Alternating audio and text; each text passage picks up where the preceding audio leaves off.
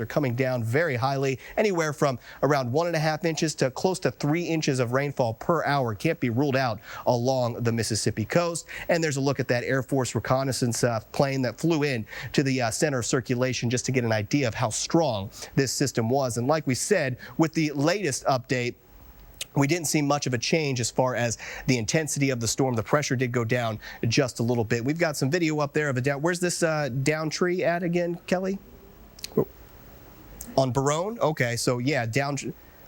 There we go, Barone and Poydras. So here in the CBD, down tree there. And the one thing that happens with these down trees, it can lead to power outages. These trees fall into the power lines, maybe even knocking out transformers. So therefore, power outages. That's what we expected with this system, with those strong winds. And unfortunately, the strong winds are going to stay with us for the rest of tonight. This is another look at the satellite imagery.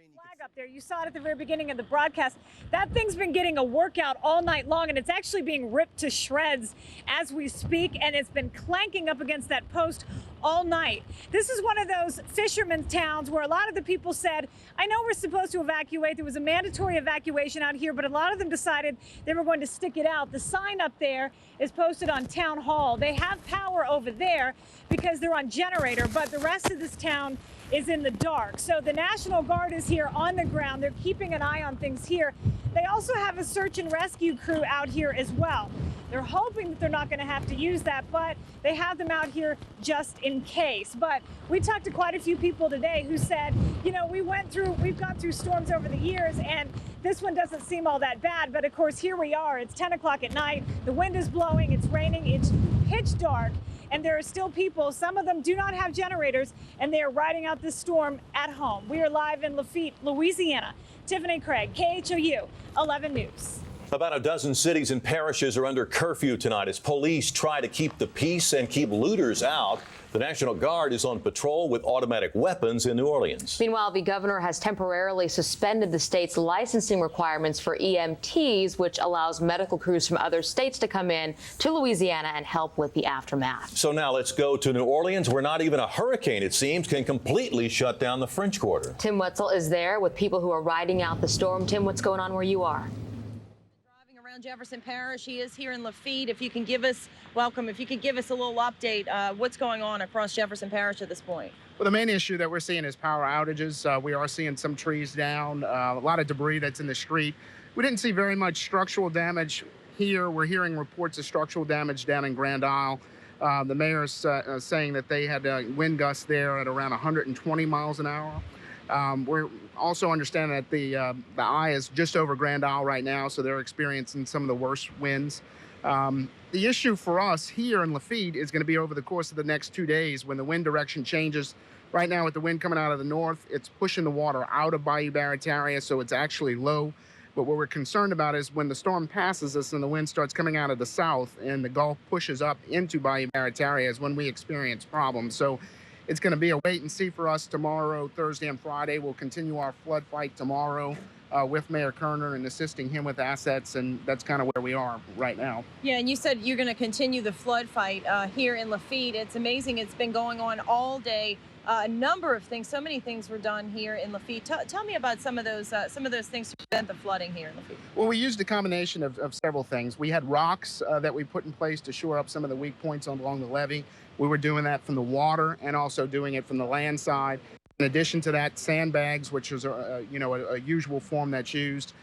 We've been using geotubes, which are inflatable tubes that are filled up with water and placed and anchored down. And we've also been using larger rock bags, which act like a sandbag.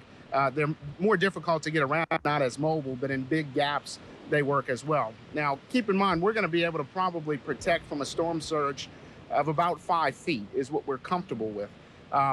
We're not sure yet on what the latest estimates are and what we might get, and the fact that the storm kind of stalled and moved a little bit to the west can change that whole dynamic. So we're going to be interested to hear what the forecasters have to say, and it's right now we're obviously in the midst of the storm, so we don't encourage anybody to leave, but residents that did decide to stay, tomorrow is definitely going to be the day to say, look, the surge is coming in.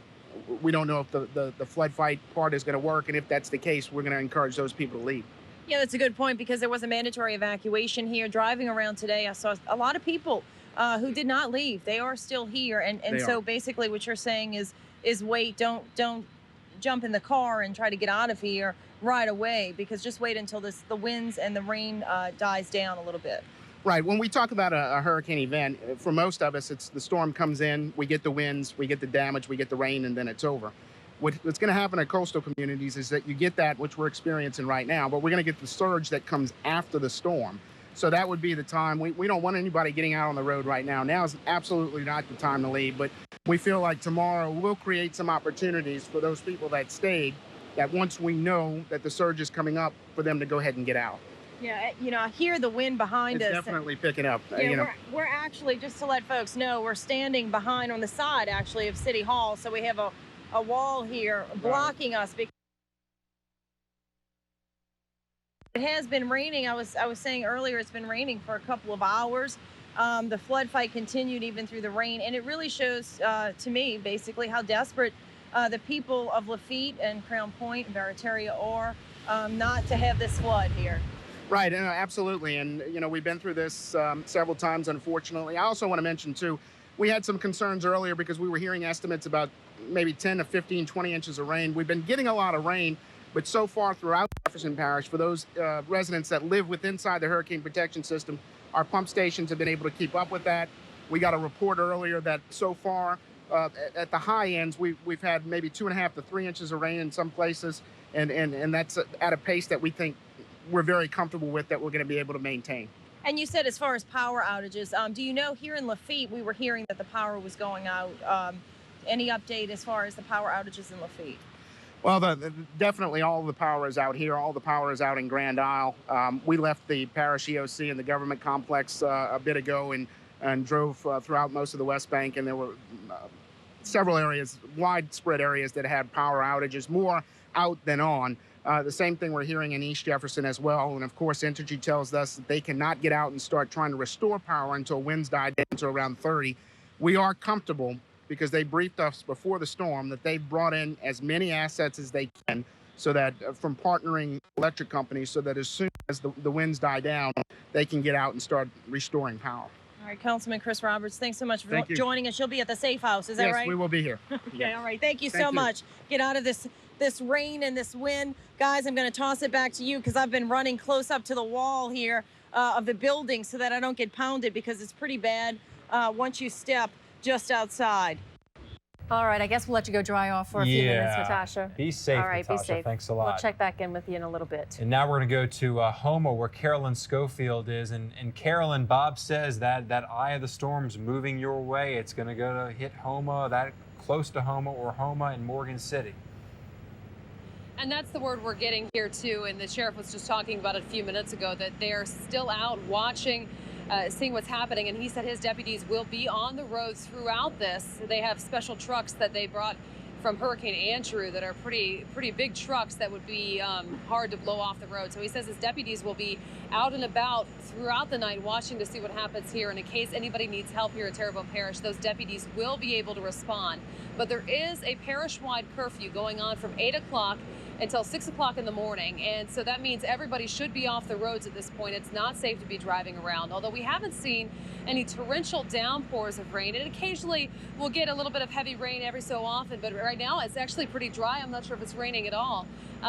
But the winds are gusting, and it's not a good idea to be out. A lot of tree limbs coming down, branches in the road. We even saw a couple of low-hanging power lines earlier, and also some lines, some poles and lines coming down because of the trees, the limbs breaking off and falling onto those lines. So it's not a good idea to be out. There are many outages in the parish. Some street lights are out, so don't be on the roads at this point. Now, there are about 160 people at last check at the shelter, which is right down the street here in Houma. A lot of people coming from the low-lying areas did not want to ride out Isaac at their homes because of the potential for storm surge. And we talked to a few of them. I don't care that we're in a flood zone down there.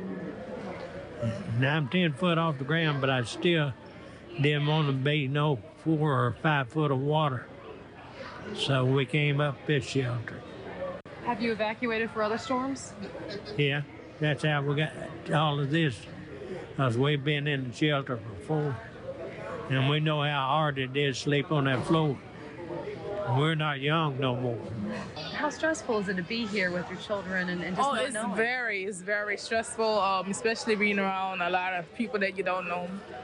And you never know what could happen, during times like this.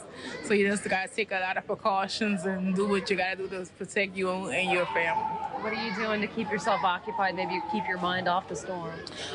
Talking to some of the people that I do come encounter with, and talking to my kids, playing with my grandbaby, and just mingle with the folks in the facility. So a lot of worry among people here, but a lot of also comfort there at the shelter. And Terrebonne Parish officials are really proud of that shelter. It's not a Red Cross shelter. It's one run by the parish. And you can see the people were comfortable. They were safe. They were also being fed. And they're just riding out the storm there. And that shelter has a generator which should keep the power on throughout this. Now, there have been outages around the parish, but we don't have the official numbers at this point. You can see the lights are still on in downtown, but that could change as the winds pick up as Isaac gets closer. Back to you. And Carolyn, I was going to say, you look like you're in a pretty protected area. You can hardly tell the wind's blowing. You don't see the driving rain. So you look like you're just in a lull right now. It is kind of a lull at this point. I mean, where we're standing might be a little deceiving because there's a wall right behind the camera, so that's kind of blocking some of the wind and rain from getting to us. But I mean, if you see the stop sign behind me, it was blowing around in the wind earlier, and it's really not blowing much at all. Occasionally, now here comes a gust and some rain coming through, but the streets themselves are pretty dry, and downtown Houma is known for flooding in the past. But crews were out all week cleaning the catch basins. They also were handing out sandbags all day long to make sure that people had what they need to be protected. So far, so good, at least here in downtown Houma. And of course, they're getting reports of much stronger winds down the bayou in areas like Chauvin, Montague, Cocodrie. Areas like that are getting much stronger winds than downtown Houma. But those winds are still coming closer. And so we're all going to see winds, and they are expecting pretty widespread power outages as the storm gets closer. All right, Carolyn Schofield live in Houma. Be safe. As Bob said, the storm is headed that way, so we'll see you in a little bit. Let's go back to Plaquemines Parish now. Jennifer Hale's been there much of the night and has this report from the Jesuit Bend area. Well, guys, we've made it just a little bit further down Highway 23 to the Jesuit Bend area here in Plaquemines Parish. And as you can probably tell, the winds are getting even stronger. It's gotten dark so quickly, and this rain is just pounding down in our face. Damage like this is starting to pop up all over Plaquemines Parish. Down tree lines just snapping off of trees very quickly, very easily. Not being able to put up much of a fight at all. This is a pretty big limb, as you can see here, that was just ripped off one of the big trees here on the outskirts of Jesuit Bend, the neighborhood just down Highway 23. Now, we are probably about 7-8 miles past the barricade on Highway 23. Officers did allow us to come down here. It is closed to the public. However, they have asked us not to go any further than the Conoco refinery. They say right now conditions are just too bad. The winds are getting extremely high down in this area, and the water is starting to come up as well. Officials in Plaquemines Parish are particularly concerned about the levee for the Mississippi River. Water is already at the very tip top. And then, of course, once Isaac rolls through, they'll be watching very carefully that West Bank levee. They are really keeping their fingers crossed that that one holds. It is a big question mark at this point in time. Guys, we'll send it back to you in the studio. All right, that's Jennifer Hale getting tossed around in Jesuit Bend. We want to let you know you can now hear our TV broadcast on FM radio, so you can keep up with the latest. Even if you do lose power, our coverage will be simulcast on the following FM stations: WRKN, which is 92.3, KKND 102.9, WMTI, that's 106.1, and KMEZ 106.7. And TV, KTBS in Shreveport. You know anyone in Shreveport? You know people who evacuated there.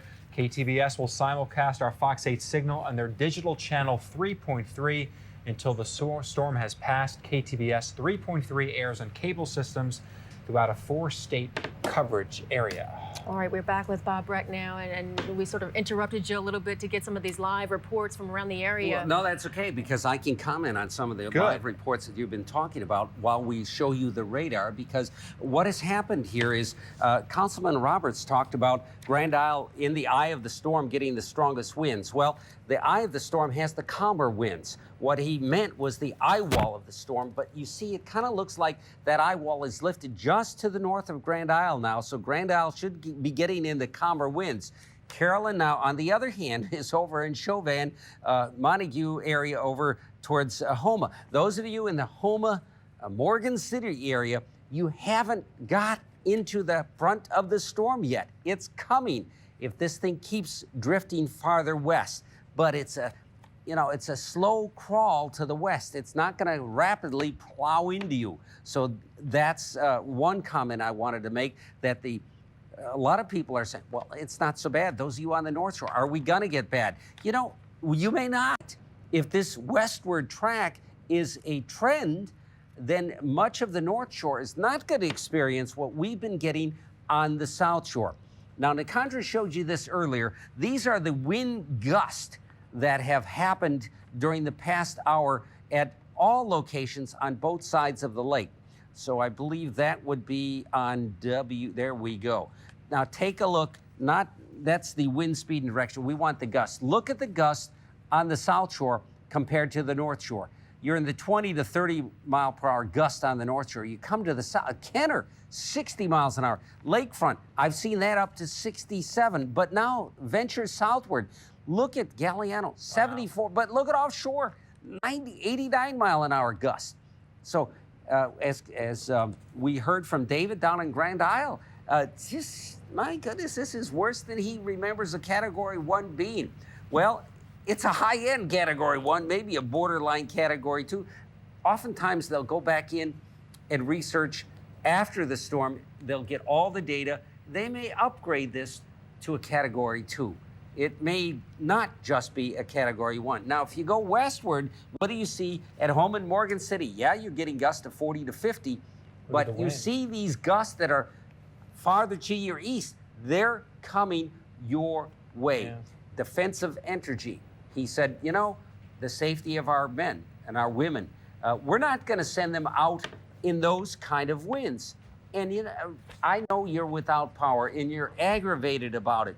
But let's face it, would you risk your life when winds are that strong and you're dealing with power that can kill you? So tomorrow, at first light, your teenager wants to go out and run around the neighborhood. Hey, let's wait till Entergy can get these lines that have been knocked down to make sure, my goodness, a lot of times deaths are caused by foolishness, not so much during the storm, but after the storm. So let's use some common sense and try and control not only kids, but adults, anyone from going out tomorrow and being out and about. Now, finally, we can show you the track of the storm once again if it assumes this westward motion. The Hurricane Center, and we need to zoom in on this, Nicandra. The Hurricane Centers, they're insisting this is going to turn back towards the northwest. If it does that, you see what it does. It takes the eye right over Houma, right over where Carolyn is. So those folks farther to the west, batten down the hatches.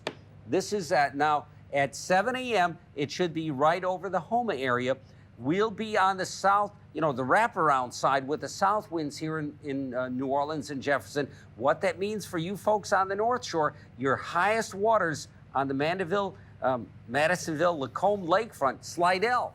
The highest waters will come tomorrow. The tides, high tides are going to be between daybreak and noon. So you're not going to see the water fall tomorrow until probably much later in the day when that storm gets west of Baton Rouge and weakens. It's going to be the wind weakening because the direction's not going to change tomorrow. We'll have that south wind forcing the water up Barataria Bay. It's going to be a slow process to drain the water out. So those are my thoughts. You guys can ask me other questions, but I wanted to get that out of me. When do you think, there's a lot of power out in Jefferson, Orleans Parish, St. Bernard. When do you think, is this the worst of the wind we've seen in those areas? And when do you think it will be below 30? I think it is the worst of the wind, but the problem is, it's not going to get any worse. Yeah. It's not going to get any better right away. For how long, you think? Probably for the next 4, 5, 6 hours. So that, takes us 4 or 5 a.m. Mm-hmm. And it's you're going to be without power What do tonight. you think They're not going to go out at dark and try and restore power. So what do you think it would be under 30 where they could start working? What's a realistic? That may not happen until after 8 or 9 in the morning. So we're talking about the folks who are without power now are going to stay without power, and those who have power may lose it because the winds are still rather strong. It's a situation in Jefferson Parish. I've been listening to the JP Fire scanner, and it's almost every minute you hear transformer has blown, down power lines sparking, trees down hitting transformers, natural gas. I mean, it's nonstop in Jefferson Parish, all over the parish, and a lot of reports of power lines actually leaning so much that they're about to fall. See that? You can see the sparks there. That's where you want to stay away from that kind of stuff. But Kim, you see that band of bright orange and red that is pulling around the north side of that storm? It looks like, to me, if that could just shift a little farther westward, we keep seeing how it rotates around, and you're getting a training effect right south of the CBD. The heaviest has been affecting the West Bank so far. And as the storm, it appears to be going almost due west now. That should mean that we should not get any worse than what we have. It's just that we're going to have a number of hours yet of this continuous battering that is taking its toll. And the chance of it doing another little jog to the north, I mean, that's kind of what it's done all along. So what would make us think that it would do anything different than just do that wobble? Well, that's what the Hurricane Center is. That's why they take it up towards Homa. What may happen here is it's going straight west now. If it doesn't take a little, as you say, wobble back to the north, Homa may not get into the eye. It may just stay in that northern part of the eye wall. Is it a big one? Yeah, and it may be more intense than we realize it is. I mean, Carl points out that the National Hurricane Center examines these storms after experiencing them, and sometimes finds out that they are not as intense or more intense than they thought. And Billy Nungesser in Plaquemines Parish believes that this may be more intense than they believe it is. And already caused widespread power outages. Entergy at last report saying about 152,000 homes and businesses in the greater metro area without power. Robin Cooper from CLECO saying 3,000 in St. Tammany and Washington. And unfortunately, when we spoke to both of them, it was already past the point at which they believed it was safe for their workers to go out and make the repairs. So they're basically playing it safe right now. We've got crews in the surrounding area, and we'll try to make those repairs as soon as possible. But it's possible you might be out without power until the end of the storm. Yeah, which could be another 36, maybe even 48 hours, something like that. That's part of the problem here, is that this thing is just kind of dragging on, and yet you can understand how these workers could not go out in that kind of condition. In many cases, the winds have to be under a sustained 30 miles an hour. I mean, anything more than that, getting up in a bucket truck and that sort of thing could really be dangerous. Right now, we want to go right to Mayor David Carmidel of Grand Isle. Thank you so much for joining us on the phone. How are you handling it down there? Well, believe it or not, Karen and Dennis, we got our crew getting ready to load up in a truck, and now all hell's breaking loose from the opposite side right now. What do you mean? What's happening on the opposite side, Mayor? Dennis, what's that? What's happening on the opposite side? I said we expected to go and assess the damages that we have, but now we're taking a beating from the opposite side of the storm. I guess it's really starting to blow hard now. Oh, I'm sorry, we didn't understand what you were saying. I mean, what kind of reports are you getting of damage? Well, the only report so far that we got is Mr. Blanchard Tripshed got some severe damage, and also the conical station that he owns. Understand that, and something about the community center, we had some damage toward the community center on that end of the island. But between the firemen and the guys who are trying to get out right now, we thought that it was calm for a few minutes, and we come downstairs to get in the car. But now it's really blowing hard from look like out the east right now. Are you surprised by the intensity of the storm at this point? It's supposed to be a 1, but you've gone through so very many hurricanes. What's your perspective? Well, I tell you what, being honest with talking to the older guys that experienced these storms and born and raised in storms, my experience, being honest with you, it's unbelievable right now what we experiencing right now, and what we experienced earlier. From 3 to 6, I would say it was 65 miles an hour wind, and from there from 6 to 9, maybe 9:30, so maybe a half hour ago, we experienced, I guarantee, some gusts up to 100, 120 miles an hour. Really? So, yes, ma'am. And what kind of damage, Mayor, have you been hearing about? Well, Dennis, we can't get out. We're trying. The firemen's a block away, and right now I'm standing on the side of the building, and we're trying to get out, but now we're taking the brunt of the storm from the east now.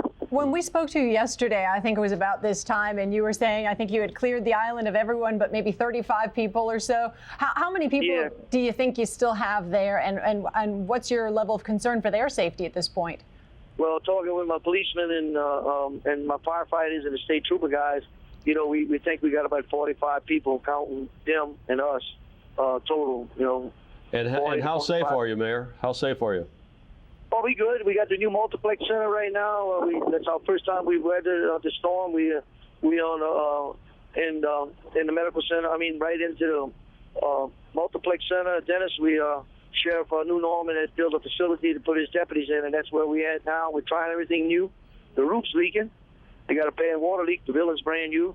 But other than that, you can't hardly hear nothing with cement walls. It's supposed to withstand 150-mile-an-hour wind. But again, it's just, I'm looking at it. I'm in the parking lot right here behind the building, and it's really got some good gusts. I mean, I just find that this storm just laid on top of us too long. You could see it, and we just looking at the computer now. Our television, our cable's out, DirecTV's out, but looking at the computer, guys are just saying that, that with the forecast was projected, it looked like, if this is a Cat 1, I don't want to see a Cat 3, I can tell you that. Wow. And yesterday we were talking and you had concerns about those geotubes, what do you call them, the burrito? Yeah, burrito levees. Yes. Well, now what's going to happen is if the storms, we're going to hit the back of the storm, this is when the Gulf is going to, take a beating. Before it was calm because we had wind all day long from the north-northeast. Caminada Bay and Barataria Bay was, with this 80, 90-mile-an-hour wind, was pounding on the north side of Grand Isle and the Chenier Caminada. So we never got a chance to look at it. Maybe an hour before dark, we had to run back in. We was on the new bridge in Caminada and talking to the owner of Bridgeside Marina, Buggy and Doty. They were over there at the Bridgeside. They called me up and said that gust there had to be over 90 miles an hour, and we could hardly stand on the bridge. And we started heading back to the city hall, to the multiplex center. Well, now, Mayor, is the island cut off? Are you surrounded by water at this point? Yes, sir. Yes, sir. When did that happen? Just got a call. Just one of my guys just called me. Mr. Blanchard just called. He's got CNN News with him at his house. He's looking for milk crates to raise up his furniture in the bottom of his house. Oh, my goodness. So you have house flooding in some places? We got some flooding in that area, yes, sir. I just got a call. They just come whisper to me just a few minutes ago. But we're trying to assess. I want my people to know that we're trying to get out. I'm right here with the guys underneath the multiplex center, and it's really blowing. I thought that we'd have a little break to get out there with the eye, but it wasn't much of a break. Maybe 4 to 5 minutes, and all of a sudden, all hell's breaking loose again. Describe that scene for us when you went out. Again, because be our eyes for us. You have so much experience with these storms, and you're not one to exaggerate. So tell us what you saw. Well, it just, I don't know. I mean, I don't know. With all, we in 2012. You think we'd get better at all this, and these storms are, it's a tropical storm. That's all you hear, a tropical storm. And us mayors and parish presidents, I hate a storm like that because all of us do, because you don't know what to expect. It's just one of the worst storms that they could stop and build up on you, and I think that's what happened to us today. Yeah, so you're thinking it's more serious, more intense than the forecasters are saying it was, basically. Yes, and talking with Billy and now Mayor, can you hear us? Jimmy. Yes.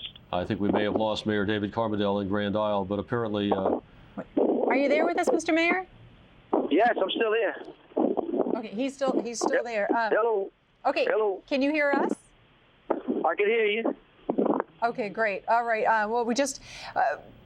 Did you have a question? Yeah, so you're saying that the storm appears to be more intense than the forecasters have said it was, that the Hurricane Center said it was, basically. And Dennis, I just think that, I really for a tropical storm and compared to a hurricane, I mean, being honest with you, we're talking to guys here. We got quite a few of us here that been weathered many storms, and our opinion here is it's really, it's not a tropical storm. I guarantee it. When it got here, it turned into a hurricane quick. Right. Of course, we know it did hit as a 1, but your concerns now, knowing that we're in it for another 36 hours or so. Yes, I know, and like I said, we're going to try to go assess some more damage, but I'm not going to put my guys out there because you can see the power lines, and it's totally darkness, and we got spotlights. But with this type of weather and wind right now, I'm not going to risk. We're going to have to hold off and through the night and maybe get a chance to go so we can come back. And we got all our residents behind televisions right now waiting. They're calling like crazy, and they're watching you guys, and they want updates. We're trying our best to get out there. Well, so again, as soon as we find something out, we'll let y'all know. Please do so, and please stay safe. Thank you so very much for your time tonight. Okay, thank y'all so much. All right, thank you, Mr. Mayor. And wow, they've gotten hit so very hard too. Yeah, sounds pretty rough there. Let's go right to Monica Hernandez. She's right now. Can we ask her a question? Do we have time for that, Kelly? Okay, Gina, as you're out there and so many people are talking about their anxiety that they're having, have you been able to just kind of get a feel for the mood of folks out there, or are they just sort of inside writing it out? We did have a chance to talk to a couple people inside of the shelter. They are here. They brought enough things for a couple days if need be. They are writing it out. Not so much anxiety, just to watch and see. The anxiety was building when the forecast for Isaac were more severe, did make landfall as a Category 1. A lot of people out here feel like that's equivalent to a heavy thunderstorm, still taking it seriously nonetheless because they actually came out here to evacuate. But we should say, as we were riding around Lafourche Parish, we did see some people out and about frolicking in the wind, riding four-wheelers. We saw some people who tried to make a kite of sorts out of a tarp and string. Certainly those activities are not advised, especially with emergency personnel saying everyone should be indoors. But a lot of people still kind of taking everything in out here in Lafourche. Camille. All right, good deal, Gina. Stay tuned. We'll be back, or stand by, rather. We'll be back with you probably within the hour. Thank you. And it's good that people have a place to go. Although some people are hesitant to go to a shelter, and they said, because we don't want anybody to break into our house. And that's kind of leading into this next story that we're going to tell you about. In Lafourche Parish, deputies arrested a man accused of looting in Golden Meadow earlier today. Witnesses say Jeremy Rogers broke into a vehicle and then tried to break into a home. Deputies have booked Rogers with looting because Lafourche Parish is under a state of emergency. So law enforcement is serious about this. I asked Chief Ronald Surpass in New Orleans, I said, has there been any incident, or have there been any incidents in terms of looting? He said no.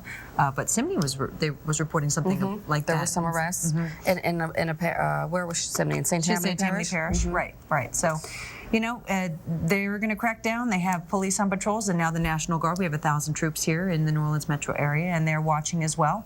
And, the whole idea is to keep people safe. So if folks do decide to evacuate, and that's a personal choice, sometimes it's because they have a loved one who has health issues or whatever, then they can know that their property is safe. So it's kind of moving side to side, the wind is.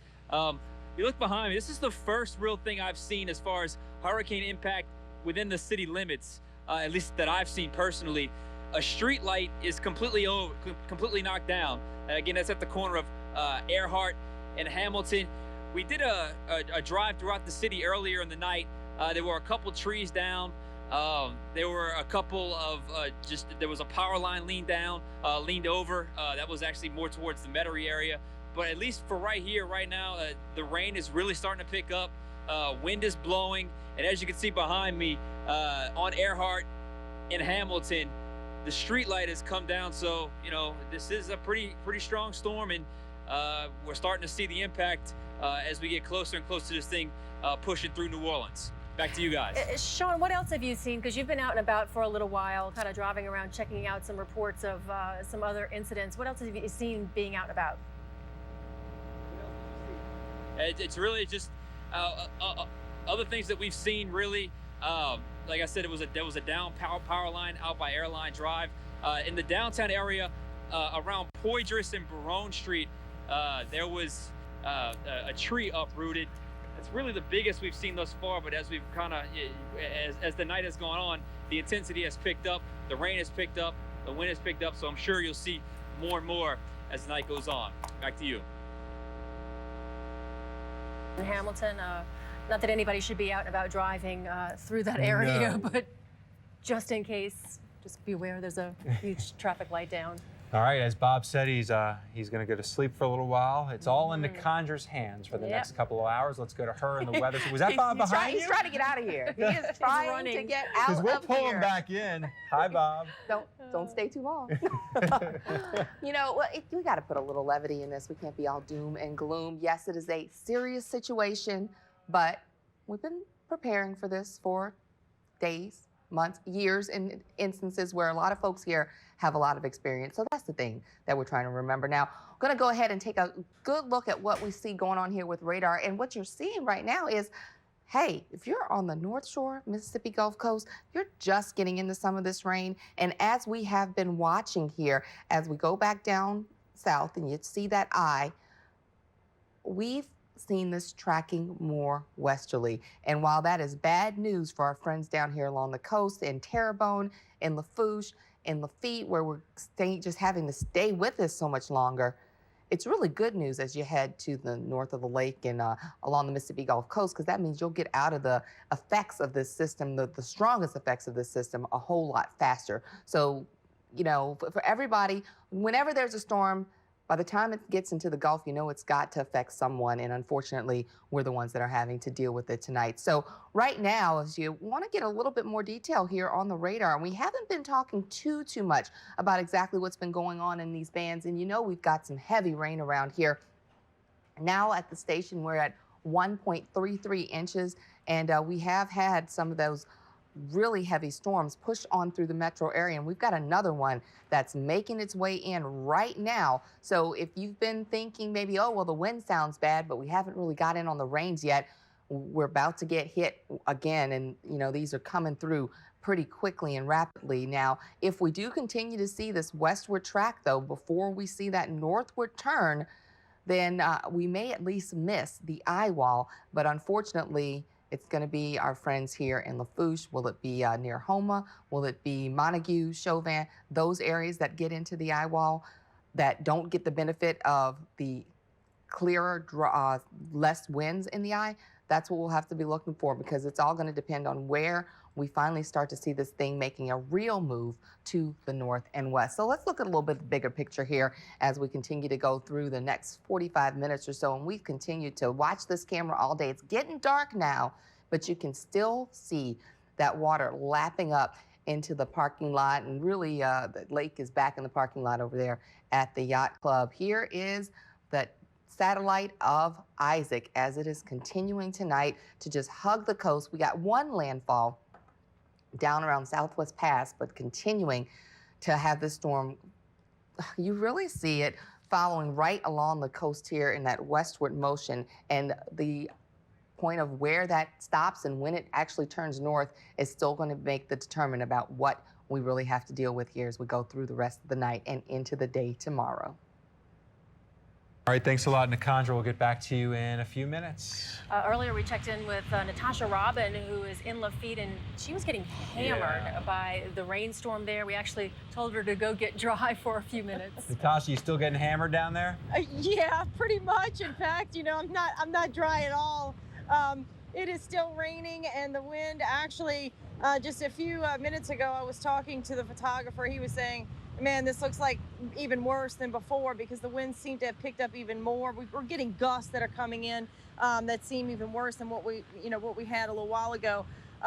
Right now, the Mayor Tim Kerner, is hunkered down in the safe house here in Lafitte, along with Councilman Chris Roberts, who's also here.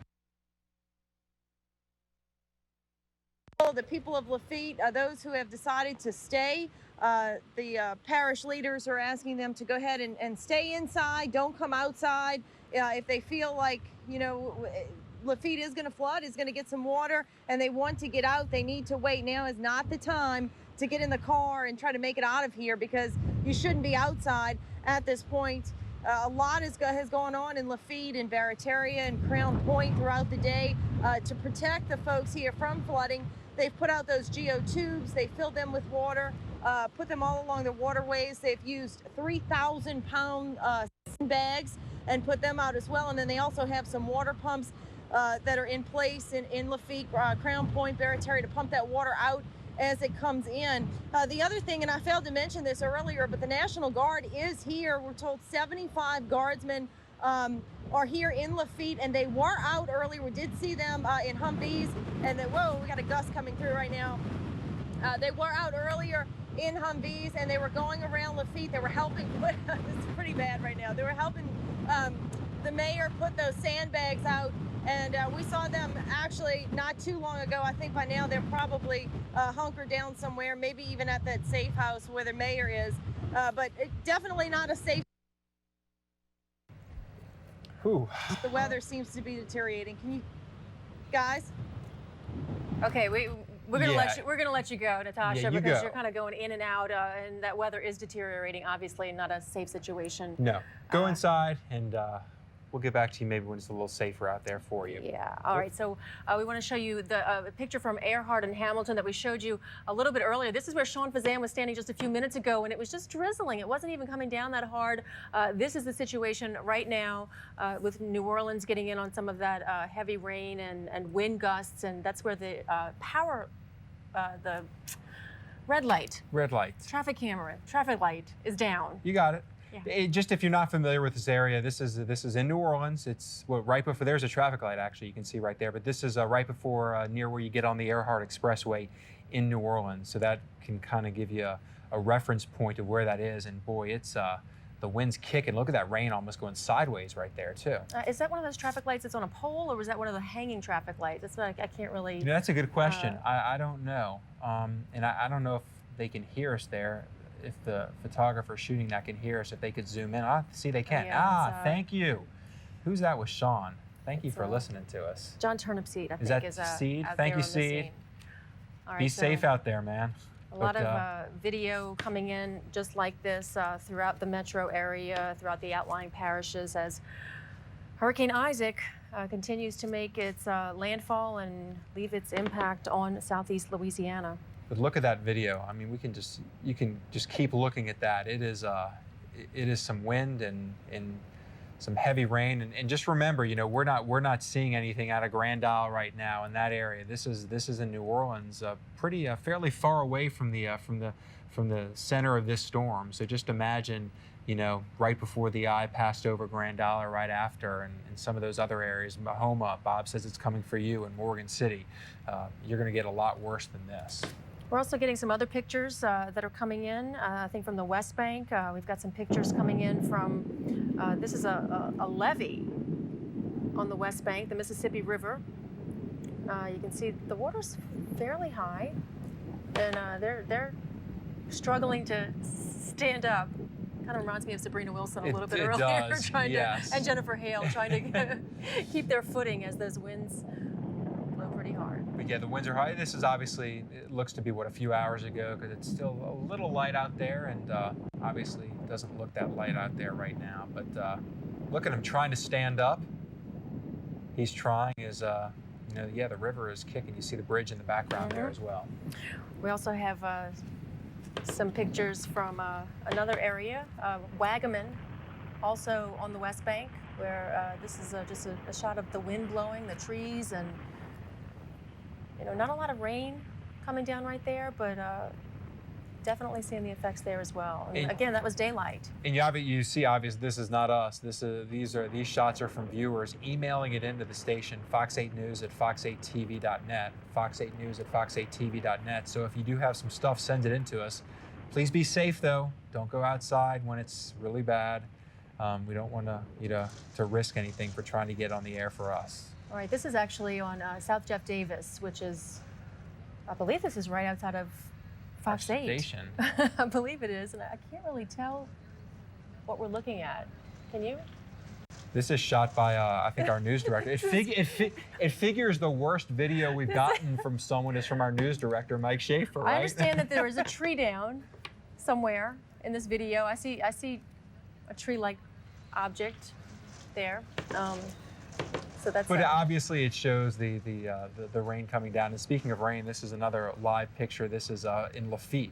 And this is where Natasha Robin was live just a couple of minutes ago, and that's an area that's definitely taking the brunt of Isaac at this moment. Yeah, Natasha was getting hammered by the rain and actually had to get out of it. And you can see we actually lost that shot on the right from Lafitte because it's going to go in and out when the weather's like this. But we'll take a full shot. This is again at Earhart and Hamilton, right before you get on the Earhart Expressway in Orleans Parish, and there we get that Lafitte shot back. So Lafitte is on the right, Orleans Parish is on the left, and you can see a significant difference, don't you think? Oh, absolutely, absolutely. And, you know, it is a little bit harder to see at nighttime, you know, with the sun going down. You can, and the lights are out, which luckily in these pictures right here, we still have some electricity, so you can still see the rain going sideways. But in a lot of areas, people would have a hard time shooting pictures just because they've lost power and they don't have the electricity to get out and get some good shots. We understand Fred Hickman was out in Metairie a little bit earlier, and he visited Lakeside parking lot.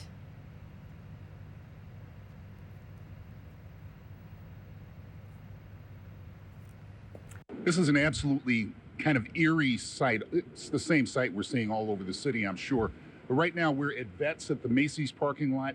Vets, and if you look down toward the west, you'll see nobody out, very, very few cars.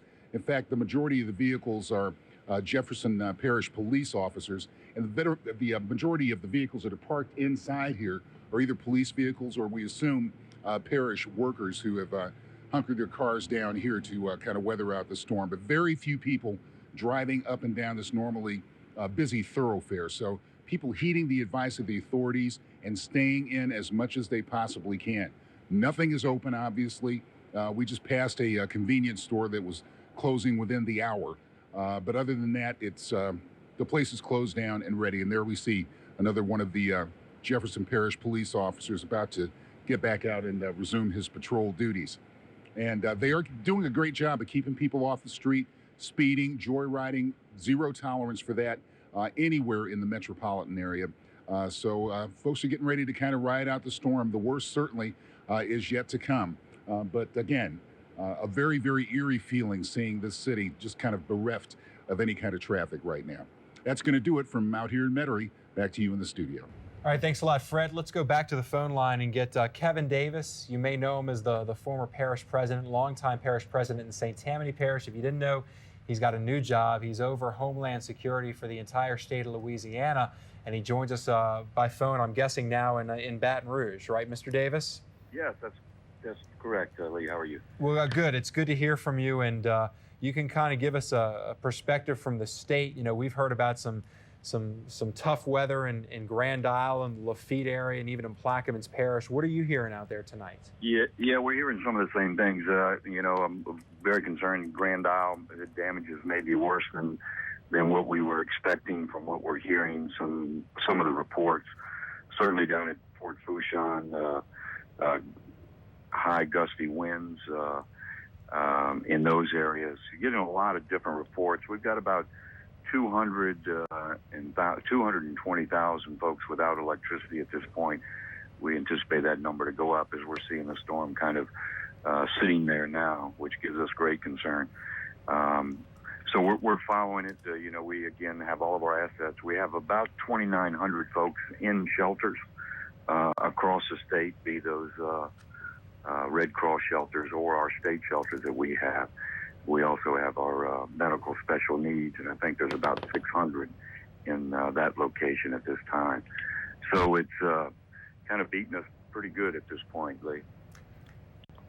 And I guess, you know, from your standpoint, you're in Baton Rouge now, but you were in the New Orleans area a little bit earlier today, along with the governor. And you know, at what point does the state get back in and try to start the damage assessments, as the storm starts moving out? How does that work? Yeah, it works.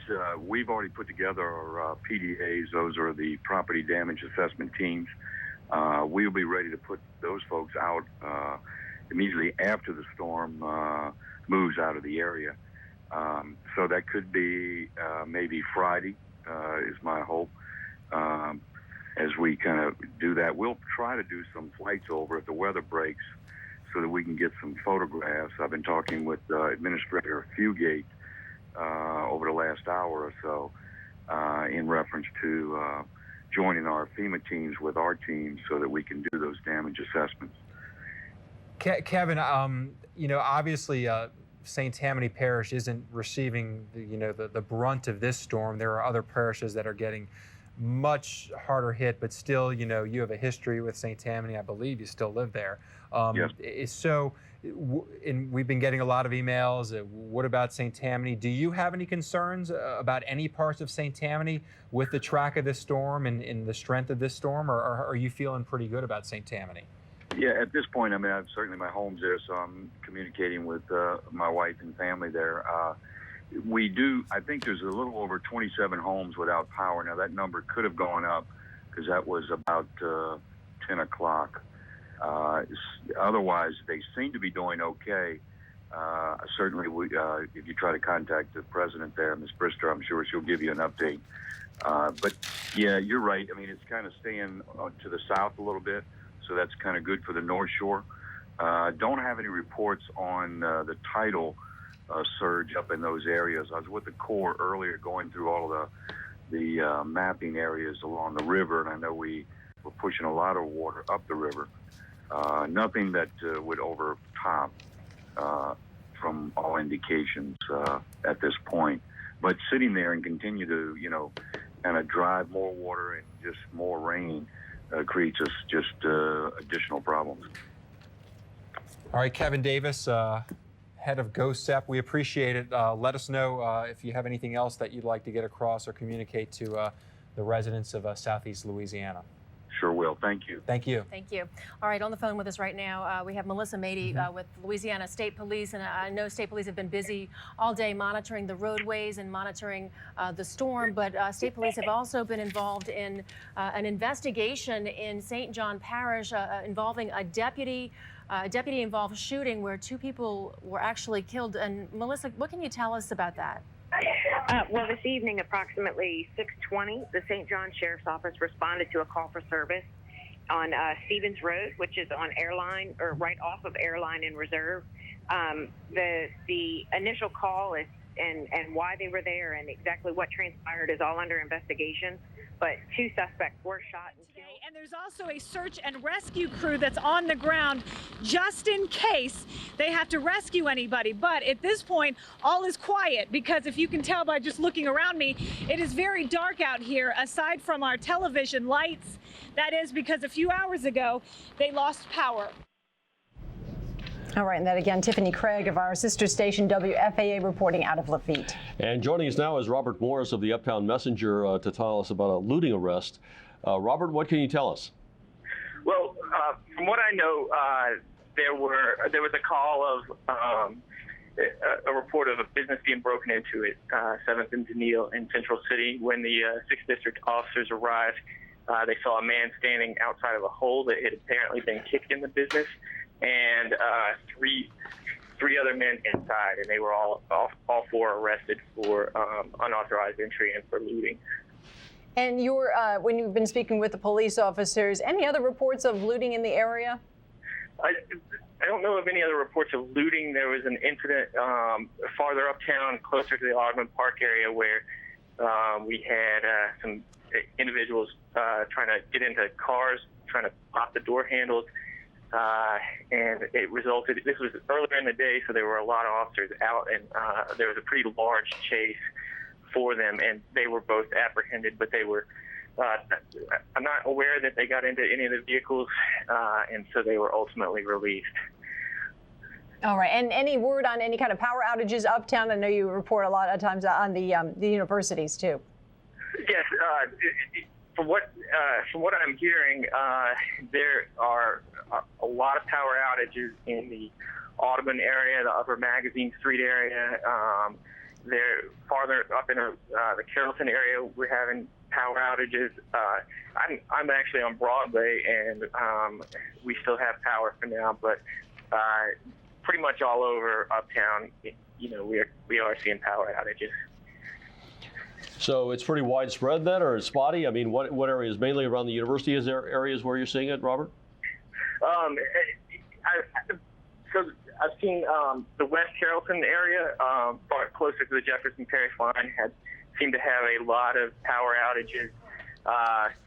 When you get into East Carrollton, there seems to be some power still, and then on the other side of the university in Audubon Park, it's out again. So, yeah, I would say sort of a checkerboard pattern across uptown, whether you've got it or not. And we were talking to Monica Hernandez. She was live outside of Venetia's restaurant in Mid-City. It was just desolate, nobody on the streets. Tanya Dahl live in Lakeview, nobody on the streets. How about uptown?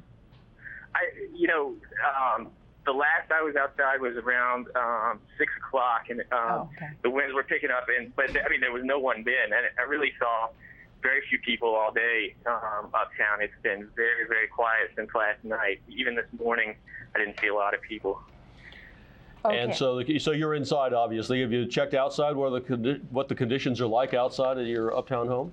Yeah, I've been sticking my head out the door periodically, and right now, we just got the strong wind and rain, but there don't seem to be any down trees or down power lines anywhere near me. So. All right, well, that's good news. Right, thanks very much. So we have there was one arrest then, Robert?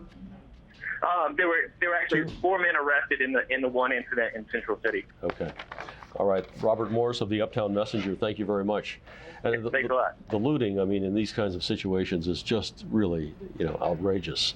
Thankfully, we haven't heard too many reports. We had this report, then you were reporting The on one in Lafourche Parish. There were 3 people arrested earlier in St. Tammany Parish.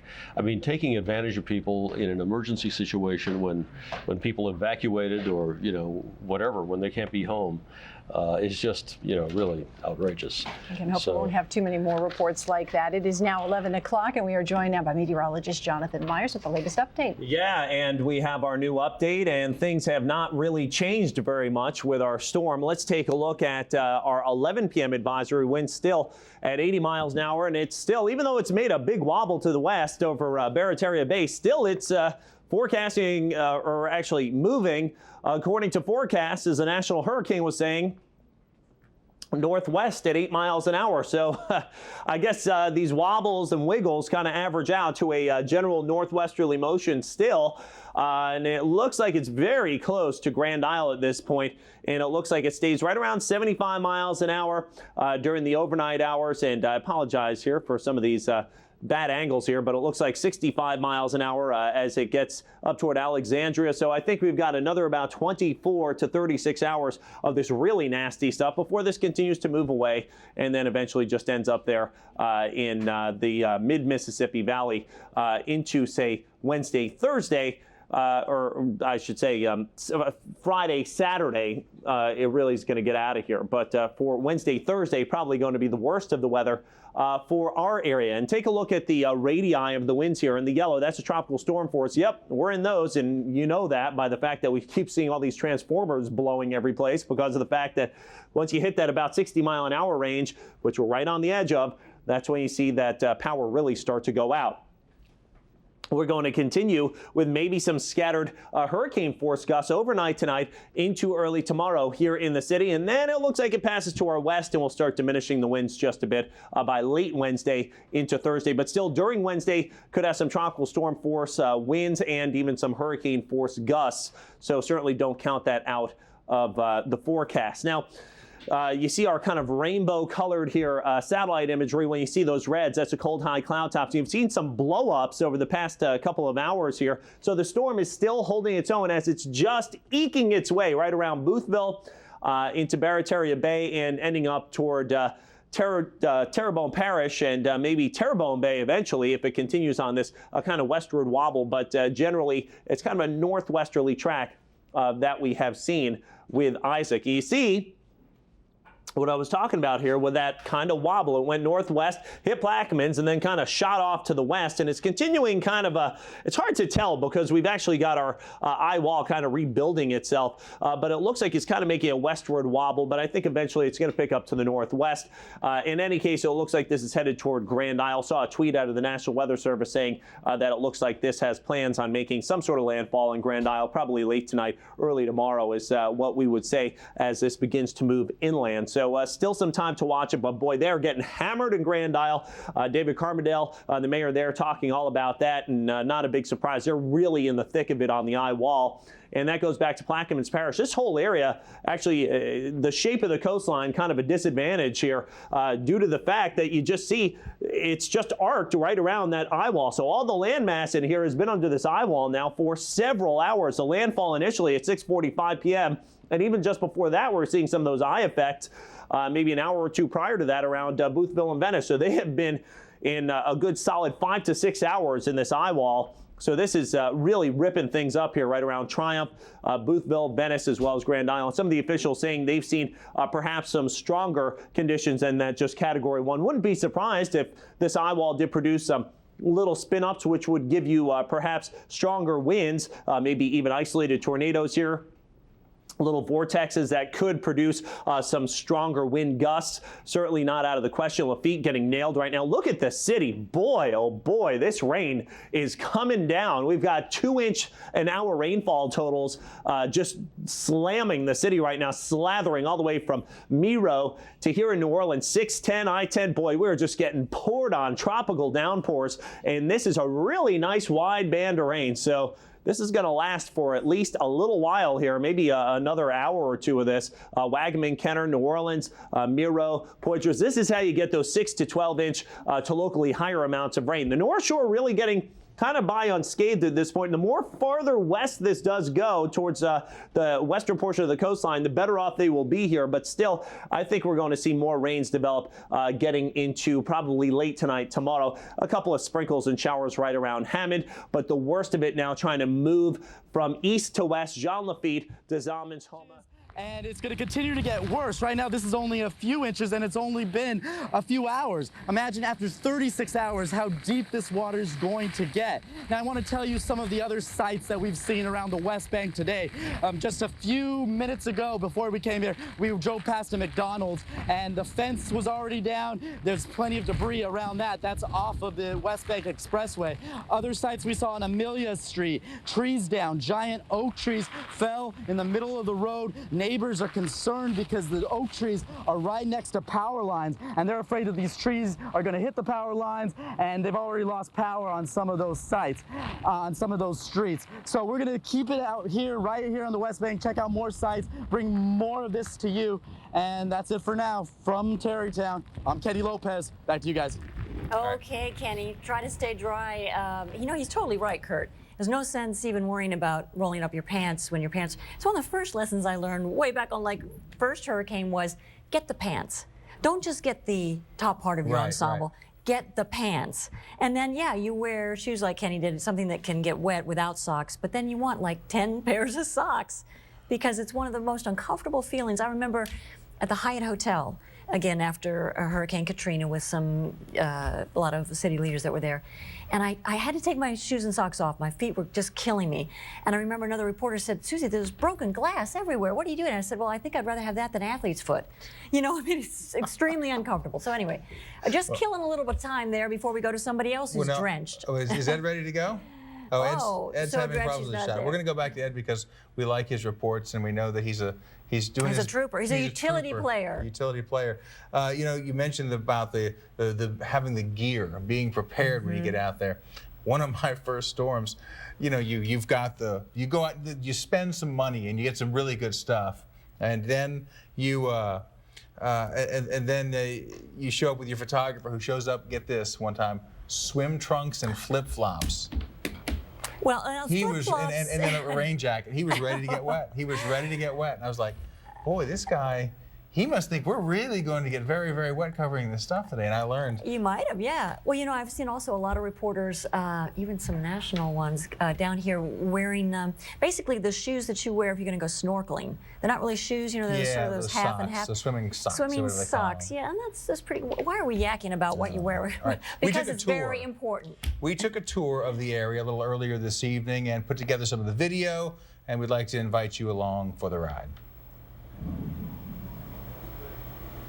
And here's Ed Daniels now. What. Hey, Ed, you're still there. I'm still here. I think that's a good thing. Ed, what can you tell us about what's going on where you are now? Looks like you're still struggling to deal with the elements. Well, you know, Kurt, this is, I guess, the first time that I've got to hold the side of my hood here to keep it from flapping in my face. I would say right now that whatever has happened in the last, 8 or 9 hours that we've been here, this is by far the worst of it. I know there's been a gust in this area, I think, recorded up to 71 miles an hour, and that wouldn't surprise me a bit here. It's getting downright uncomfortable here, and like I said, the thing that's amazing to me is that we've really seen no real break in this thing. It's been like this for several hours, and I hope Bruce is right about that little jog to the west. Like I said, I don't wish it on anybody, but this little sucker's been pretty ferocious. I think it's surprised all of us, and it would have been a lot better if it had gone by at 15 or 20 miles an hour. But when it just kind of meanders around, and as Bruce mentioned, it's over water still, then, we've really, for a one, this has been an intense hurricane. So out there, Ed, you haven't felt any break in this, so no eye passing over you because it's still out over water. So you're really waiting for some kind of break. Bruce Katz is here with us. Bruce, how long do you think Ed has to wait before he'll get a little bit of a break? Well, I think it's going to be several hours because I think the storm is moving more west. It's still over the Gulf. And with that, the latest advisory just came in as of about 7 minutes ago. Winds are still at 80, Ed, so it hasn't weakened. As a result, still moving, they say, northwest at 8. I think a little more westerly. So with winds still at 80, it's not weakened, and still we're on the northern fringes of what would be the center. So you're going to get this thing for, probably the next couple of hours at least.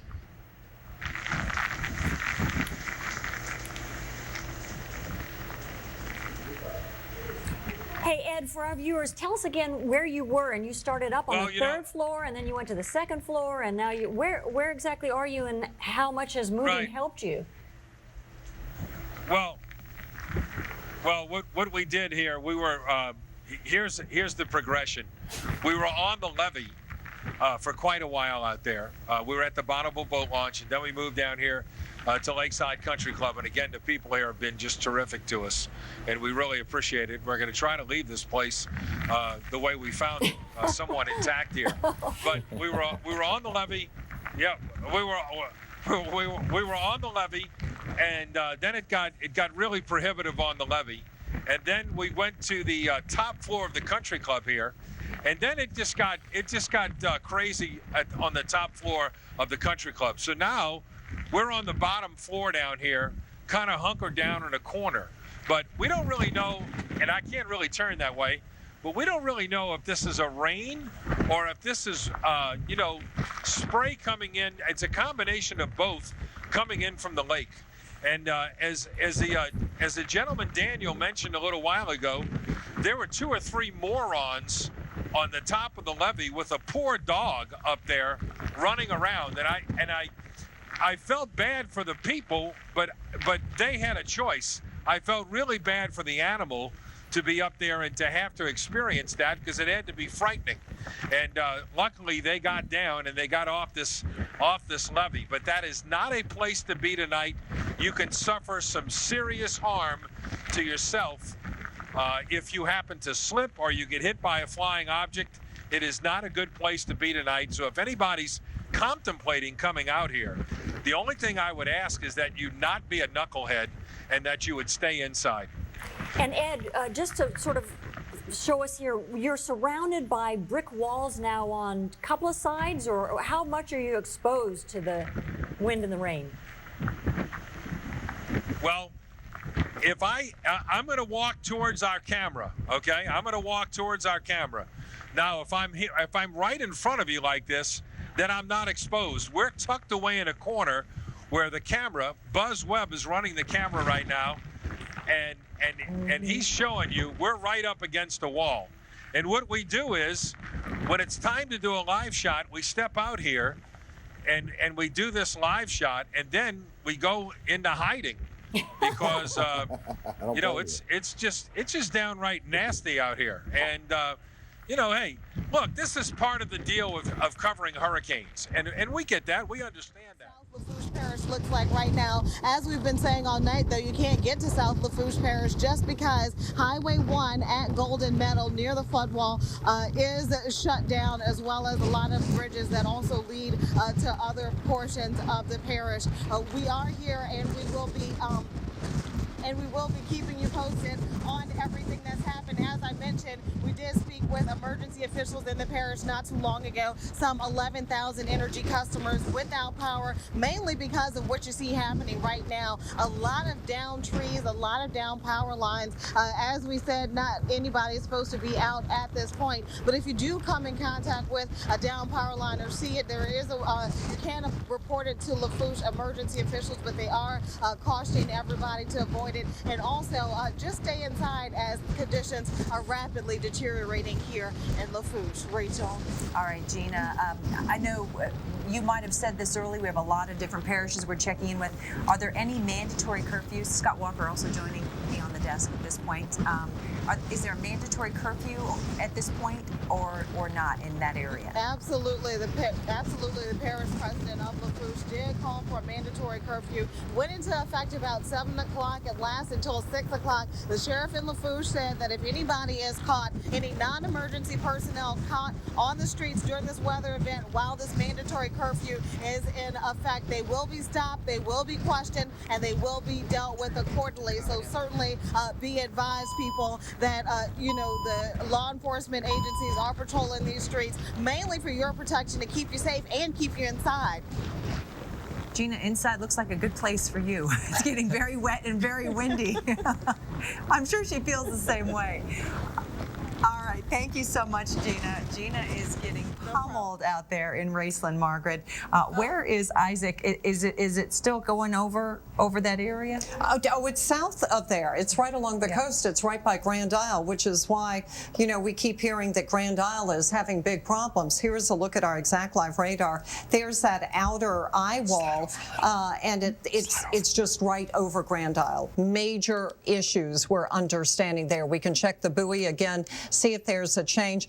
And unfortunately, this isn't updating right away because I know that they've got higher wind gusts than that. We can come out a little bit more. And there at Venice at 75 miles per hour, Galliano is 70 miles per hour. So I would imagine at Venice right now, the wind's 75 to 80 miles per hour. We can put in the wind direction, and that wind is generally out of the north, and that is pushing the water right there at the north end of Grand Isle, of that island. So we've got big concerns for them.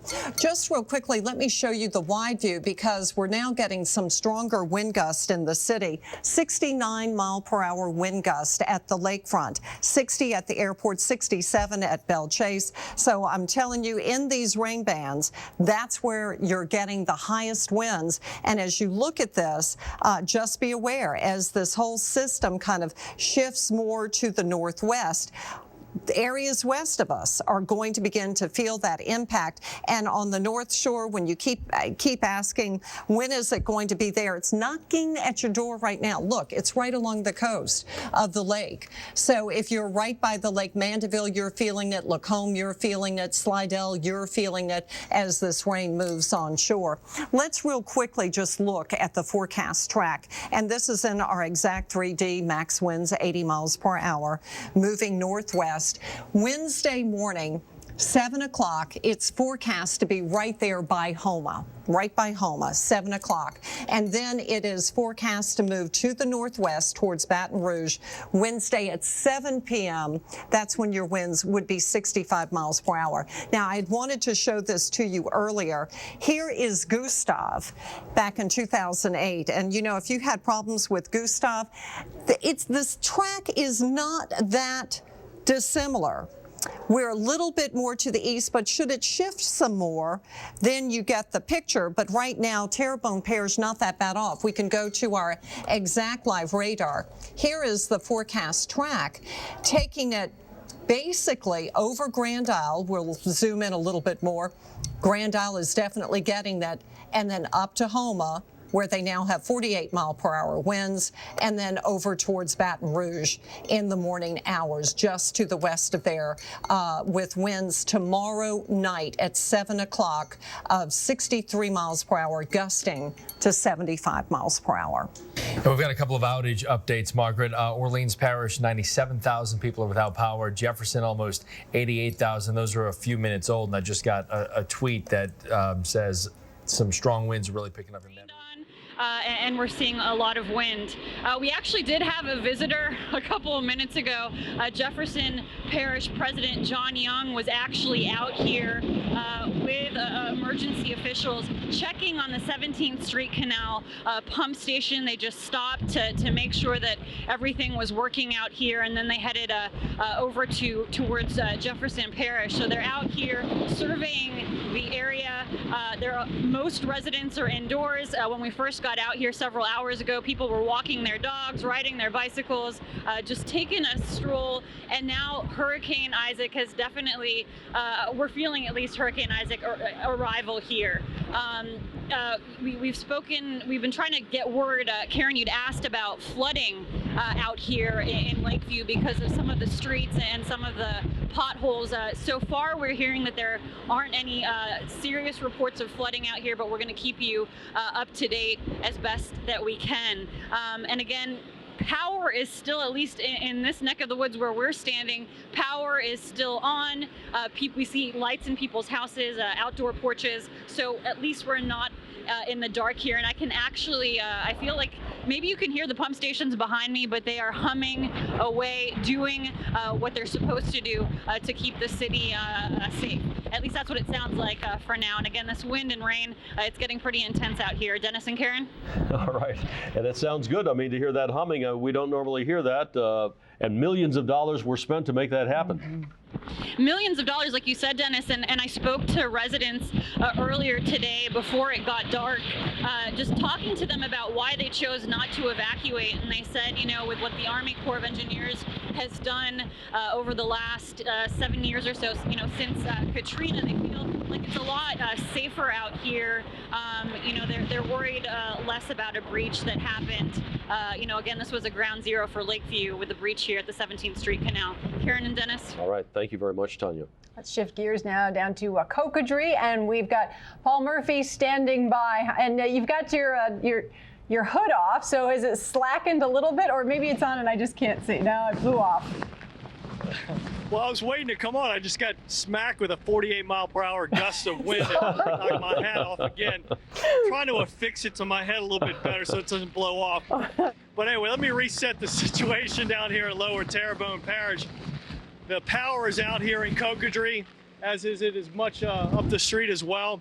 The transformer behind me, you can see this gray transformer fell a couple hours ago and knocked the power out around here. Now, if you look behind the transformer, you see the water. The water is still moving pretty fast, but the wind is out of the north and northwest. I'm noticing the wind shifting just a little bit more to the west than it had been earlier in the evening, which is not a great thing down here in Lower Terrebonne. Folks down here were hoping that the wind would remain out of the north, northeast, northwest, so it would keep the storm surge associated with Isaac out of this area. In other words, pushing the water out instead of allowing the water in. So we're still keeping our fingers crossed that the wind isn't going to shift too much and allow that storm surge in.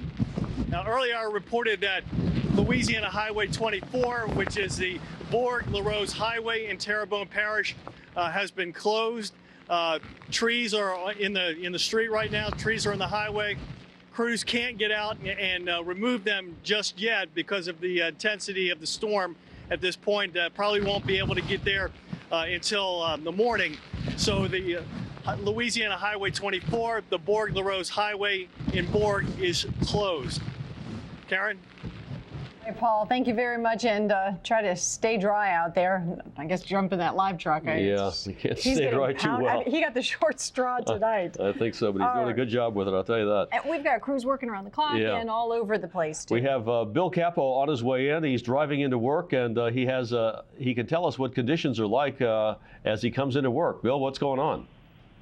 Well, Dennis, it's a good night to stay off the road. I'm only on the road because I am driving into work. I'm on Canal Street, and I can tell you the wind is very strong, strong enough to shake the car at times, blowing down some tree branches, not any big tree branches, but on Canal Street, quite a few tree branches I'm having to dodge around. I may get distracted real quick while I'm talking to you if that happens again. Most of Canal Street is blacked out. There's about 3 blocks where I could still find lights working. A lot of cars parked on the neutral ground. 2 hours ago and immediately began pummeling a storm-weary New Orleans. Hurricane Isaac gained strength as it approached the Gulf Coast and hit land. Forecasters say Isaac has gotten more powerful and conditions could become more dangerous in the hours ahead. President Obama says the region is prepared. And we've been getting ready for this storm for days. We've got response teams and supplies in place. America will be there to help folks recover, no matter what this storm brings. As Wednesday marks the 7th anniversary of Hurricane Katrina, New Orleans Mayor Mitch Landrieu warned residents. Do not let this storm lull you into complacency. That would be a terrible mistake. We have dodged a bullet in the sense that this is not a Category 3 storm, but a Category 1. Katrina caught us off guard because we had like 5 or 6 warnings like this, and then everybody became complacent when the actual big storm came. And that's one of the problems we have with these people, making them run off and get into a frenzy. Authorities across the region are advising residents to be ready for heavy rain, strong winds, flooding, and power outages. And all of those factors have already come to pass, even though Isaac's eye has yet to pass over the Crescent City. Tonight, more than 200,000 people are out of power so far, and storm surges up to 10 feet have been recorded. Reporting live from New Orleans, I'm Kieran Khalid. Now back to you. Okay, somebody else who's getting a taste for Category 1 hurricane, and Bruce Katz is back with us again to give us the latest information. We kept hoping that this thing would go east, right, for a little while, and then it was like, no, go really west. Well, now we want it to go west. And in the end, now we want to go where it is, we needed to kind of do what we can do, which is best for us. But as of right now, the winds are still at 80 because it's still over the Gulf. Now, I just read a new discussion from the Hurricane Center, and basically, it actually did move inland on Lower Plaquemines Parish, but then it started that westward wobble. So now it's kind of in the little jetty to the southern part of Jefferson Parish, and it looks as though it may actually make another little landfall around the Grand Isle area now. So the track has been shifted farther southwest, which we talked about earlier. So let's get it all shaped up for you. Then we'll show you the radars. We are going to also focus in on the North Shore as well. So we've been talking a lot about the South Shore. We want to also talk about the North Shore, and we'll do that in just a moment. So with those winds at 80, the reason why it's not weakening, it is still over the Gulf waters. Moving northwest today, I see more of a westward movement, 70 miles to the southeast of New Orleans. Now, here was the latest track as of the 10 o'clock hour. Now, this is the latest track that they put out. And remember, they put them out at like 9 o'clock and also like at 4 to 5 in the morning. So we're not going to get a new track until about 4 to 5. So this is the track that came down, 11:30, about an hour and a half ago to 2 hours, basically a little bit farther south and west of New Orleans. So basically, here's where it is. They're expecting it to eventually move on land, but as of right now, I think we're almost to the point where we're seeing lower areas of Jefferson Parish where the center is. And I'll show you that as well on radar in just a moment. But take a look at what's happening around the area. Still lots of wind. Treasure Chest Casino camera, Ed Daniels said, you know what, Bruce? This thing looks like it's just getting stronger. The winds have picked up. Well, take a look at this. Still very, very strong winds with the flag. Big shake to the camera. So out at the Lake Town area toward the Treasure Chest Casino, we are seeing a lot of wind. And look at this shot. I'll tell you what, guys, even fewer lights out there. So we're seeing those pockets of power outages. And I'll tell you, a big, big area here right around Veterans and Causeway Boulevard. So the pockets, big pockets here and there, and also a lot of Metairie on the extreme western side, as well as Kenner. So on the satellite picture, what we're seeing is on the northern end, we're starting to see a little degradation of some of the activity. Now, I'm going to look and see if this is dry air. I don't want to jinx it, but, you know, if we can get a little more dry air from the north end, remember in the Gulf, it kind of weakened it a little bit. But on this northwestern side, kind of collapsing a little bit, and that's actually into Tangipahoa Parish. So everything is changing, and that's why we're here with you to give you that kind of hour-by-hour blow. Now, we're starting to see the pinwheel effect moving, I think, farther westward. And also what you'll notice is, although the winds are still at 80, we're not seeing as much of that pink and magenta. Now, those are the highest cloud tops with the most intense rainfall. So even wrapping around the eastern side, I just don't see a whole lot coming in. So at this point, we're going to have to see what's happening. Again, maybe a little dry air starting to come in. Very, very interesting stuff that just started developing over the last hour. Now, water vapor, we still have that big ridge of high pressure to the north. And the problem is, as that ridge tries to build south and east, pretty much running into the system, as a result, it's slowing it down. Now, here's that radar I'm talking about. Kurt and Susie, just help me here. You can turn up their mics. If you don't see a westward movement, I don't know what a westward movement is. What do you guys think? I think it's pretty obvious. I mean, it's very obvious. I mean, it punched in basically right into this area here as it goes into motion, boop, and then it kind of like bent to the west. Now, Bruce, it's almost a dip look to it. Almost looks like a dip on the turn there. Yep. I mean, you know, it's just, to me, it's much more west. So the deal is this now. If it's moving more west, it's going to take basically the heaviest activity now farther off to the west, home of Thibodeau, up in that area toward Lake Maurepas.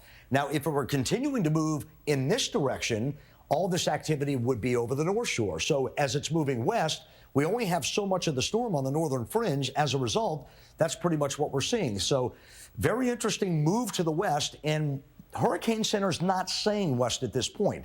That's kind of what's confusing at this time, and we're going to have to see what their discussion says. But no doubt, I'm seeing a definite westward movement, not even a wobble. In the last probably 30 frames, that would be the last hour, it's been moving basically due west. Now, here's our different shot coming in too. This is our WGNO Doppler radar, and we get about an hour's worth from 10:30 to 11:30. So we don't get quite as much data, but you can still see a definite movement off to the west and maybe a little southwest wobble at times. So as it moved inland into the area of Plaquemines Parish, it kind of started moving west, and we'll come in a couple of radar stops. First of all, down to the south, you can see the center here. It definitely isn't here. It's expected to move inland here, but now where my finger is and where the center is, it's a good 30 miles to the west. Here we have in the city, all the bands coming in, but we may get a little break, and Ed Daniels will be happy about that. Here are those big bands that Ed was seeing when we did the live shot about 20 minutes ago. As those begin to move out, it looks like we're going to get a little bit of a break moving in on the eastern side of the city from the East Bank, moving into New Orleans East in the city, but then we do have more coming in. So this thing is not done with by any stretch. So closer in, lower 9 seeing quite a bit of activity now into the city, to the West Bank, heading over toward Alluvial City, down to Delacroix, and also throughout Bayou Gauche. And then farther south, as we look at that center once again, I just think it's west to me. Here's the North Shore. We promised you we'd show you the North Shore. Coming in now, look at Kentwood to Greensburg and Hammond. Just a few light showers up there, just really not that big of a deal. Sun and Bush over to Folsom, Bogalusa up to Angie. Just a little light rain. You're going to get a few squalls, maybe gust up to 35 to 40 with some of the squalls moving in. But really, in general, even on the immediate North Shore, we've seen a couple of squalls moving in, but basically light rain, and that's pretty much it. So remember, if the storm continues to move westward, all the activity here will continue to move in, so you're still not done with it, but we're not going to see all the activity on the eastern side lift on the eastern end toward Mandeville and Madisonville like we thought earlier. So the farther west it gets, the North Shore is actually starting to look quite a bit better. So at this point, I'm just going to go with what I see until we get more information or more evidence from the hurricane hunters or the Hurricane Center on what this is doing. So this could definitely be a big, big change. So at this point, we've already seen coming up on an inch in the city, 2 1/3 at Boothville, Slidell coming up on an inch, over an inch in Biloxi. So as of now, right now, I tell you, I'm getting a little bit encouraged. If the storm's moving off to the west, we're going to see a little bit less on the North Shore. But if you live around Houma, Thibodaux, Lafourche, Terrebonne, those areas, you may have to keep your guard up because it looks like some of that heavier activity may be heading your way. So I've been seeing that westward movement now for a while, but the last 2 little advisories, the Hurricane Center's been saying northwest. And if it were moving northwest, it would have moved inland already. I mean, it's that close to the coast. So I'm going with what I see at this point. Go for it. Yes. We trust you. And I don't know really what's worse, that we're getting a little break in some areas, right, or that it pounds us and then we don't get what we are getting, which is the NOPD has arrested 4 people for looting a Central City business because there's probably been a little lull there. Yep. And so crime doesn't take a break even in a hurricane. So again, 4 men arrested for looting a Central City business tonight. To go with the 3 in St. Tammany Parish in the Slidell area. Oh, boy. And we also have a tree down. We've shown you some other trees that have fallen, but this one caused a little bit more of a problem, which is the big fear whenever these trees fall, what they're going to take with them. We know that in Metairie, this is a tree that fell on a house, causing an electrical fire on Cleary. Firefighters responded quickly. They got there even with all the high wind and rain. The fallen tree is also blocking Cleary, and so crews are at the scene cleaning up that debris, and that's it's what we've been talking about all evening. Is one thing when a tree falls, but boy, it's what it takes with it that can be such a problem. And I believe earlier the mayor of Gretna was talking about how a tree fell and just missed some natural gas lines or a natural gas line, and boy, that would just really change the whole complexion of something like that. This Cleary and Lufkin, the 1800 block of Cleary, blocking the road there.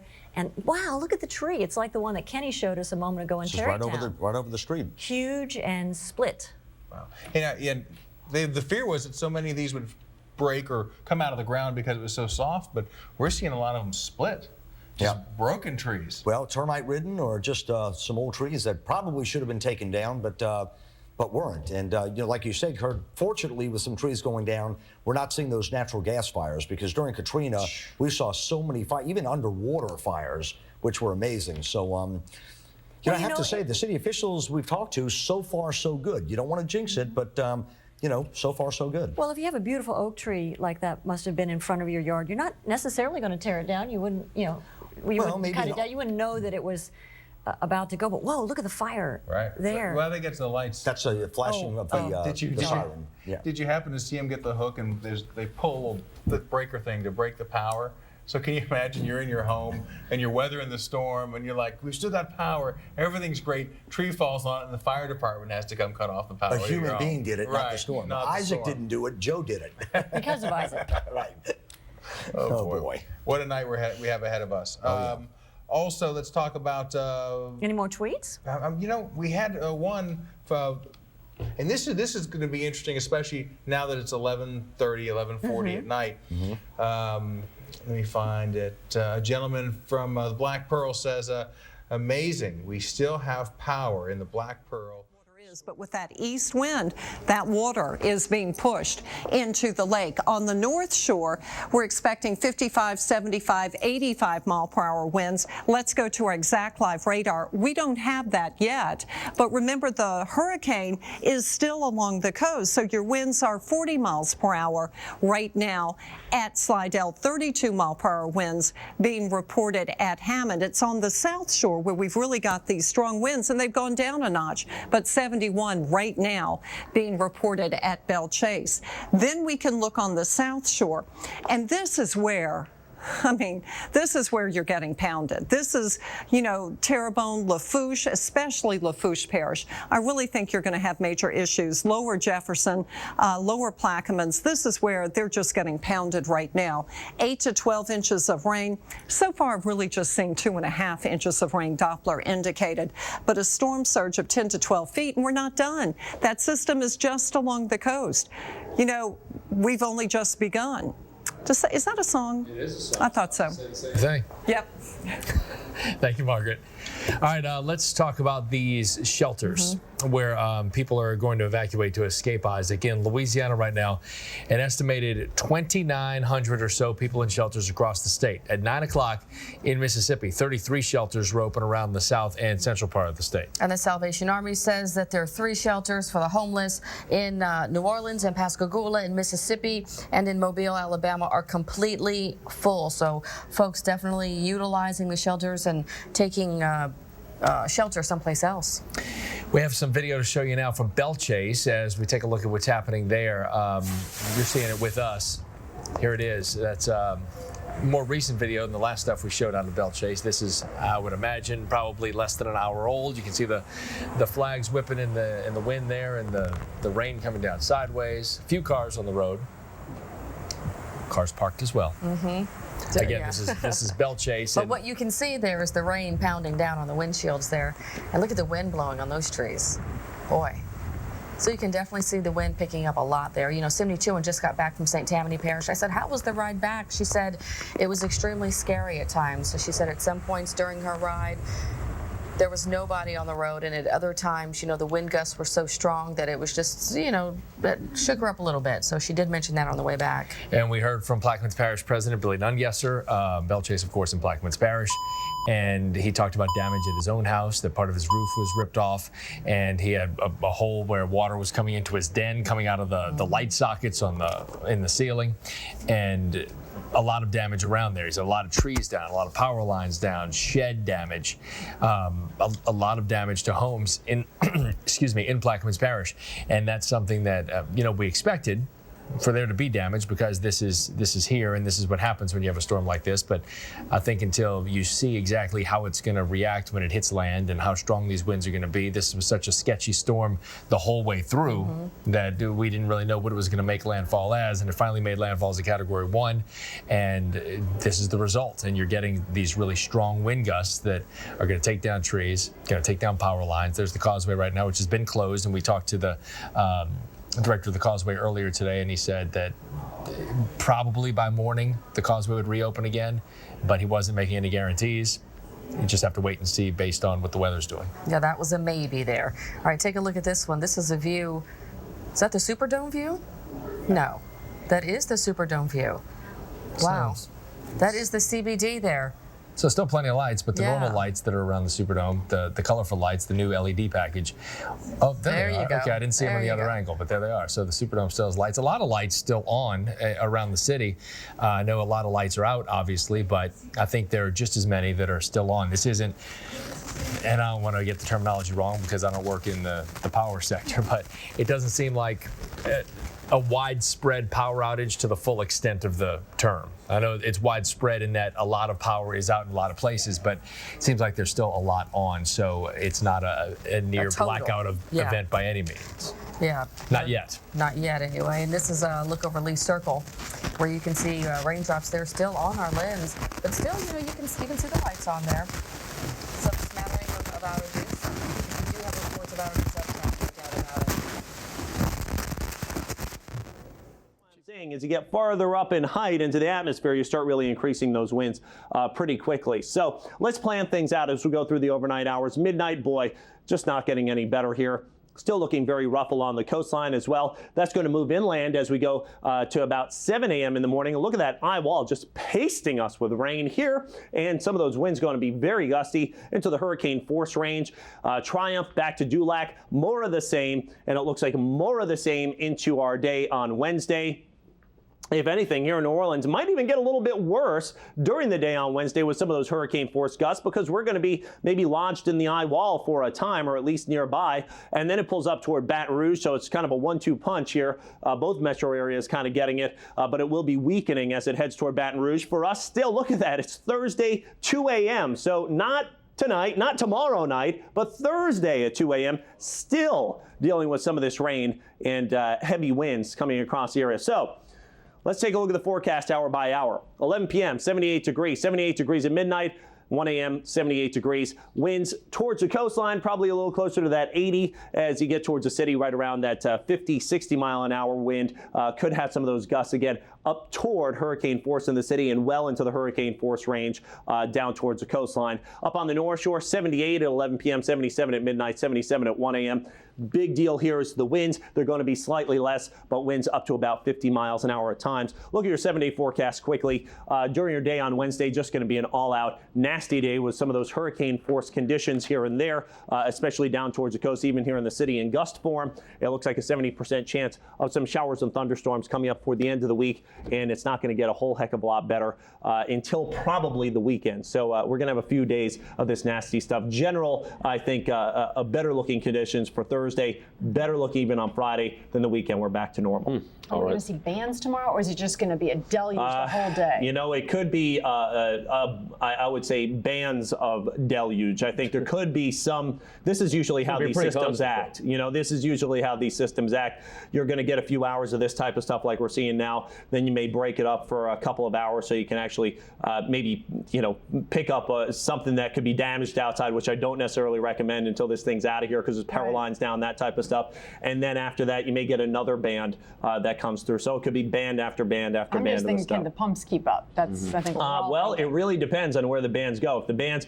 like the eye wall that's down there across Boothville, if they stick around in one area, you can't handle it. But right now, we can. All right, Jonathan, thank you. Let's go to Colonel Jerry Sneed on the phone with us from the Emergency Operations Center of New Orleans. Colonel, so what can you tell us about what's happening in New Orleans right now? We're getting a lot of rain. We're getting more and more street flooding, reports of downed trees and so forth. So it looks like it's getting pretty active out there. And street flooding, you say. Where are the, what locations can you tell us about? Okay, I-610 under Elysian Fields. Of course, it always floods there, right? General de Gaulle around MacArthur, on Decatur, Barone, Elysian Fields, Fillmore, Gentilly. So it looks like, you know, in quite a few areas all over the city. How about uptown? Some of that area on State Street, that area up there generally seems to flood all the time. Are we hearing reports of that already? I don't have that in front of me right now, but again, they keep coming in. Okay. And we're trying to compile the reports and keep them up on our website at ready.nola.gov.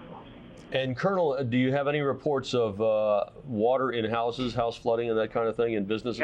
We haven't got anything like that as of yet. It looks like it's just on the streets and, of course, you know, lapping over in some areas, but no reports of homes. Now, every time I say that, then I get somebody calling in and say, how dare you say that in my home? All I'm telling you is I don't have any reports of that, and it doesn't seem to be that way from what we're looking at now. How widespread, sir, are the power outages?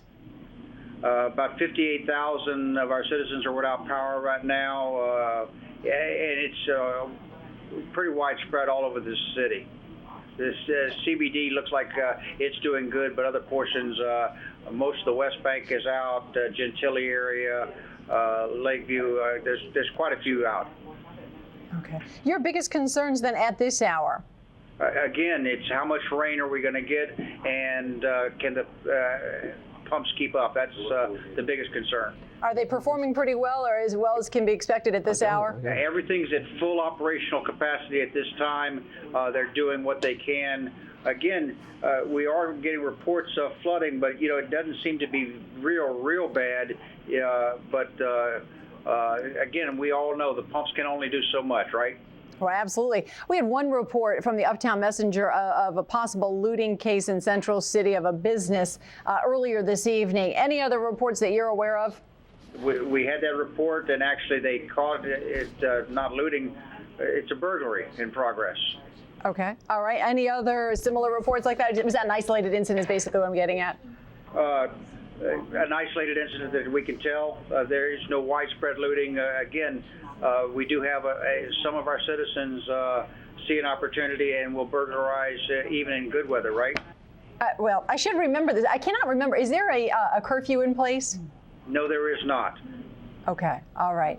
And your recommendations for the citizens of New Orleans, if they are watching right now? I mean, I know the mayor said if you're sheltering in place, just stay home. Exactly, and really, most of our citizens are doing just that. I got to compliment our citizens that are listening to us and they're staying inside for the most part and do just that. It's not safe to be out there, and the winds are going to get worse here in a little bit even more. So just stay where you're at. Enjoy life. I'd be in bed by now if I could. All right, Colonel, thank you so much.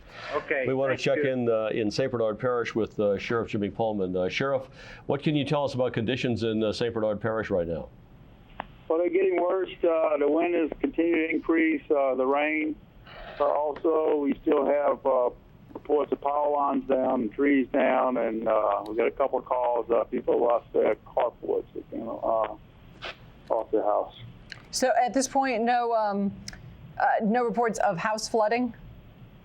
No reports of house flooding. Really don't have any problem with flooding at all right now, other than outside the levee protection system, the tidal flooding in the eastern part of the parish. So you say that people have lost carports? Yeah, I got a couple reports of that, mainly power lines and trees down. But all in all, everything else has gone pretty good. Yeah, and storm surge was a concern. And earlier we saw some shots of Shell Beach where there was quite a bit of storm surge. What are you finding along those lines? Well, that's something that we expected. They called for tide should be about 7 to 11 feet above normal. We're seeing every bit of that. It's covering both the Delco Highway Road, the Hopedale, and Wafosky Road.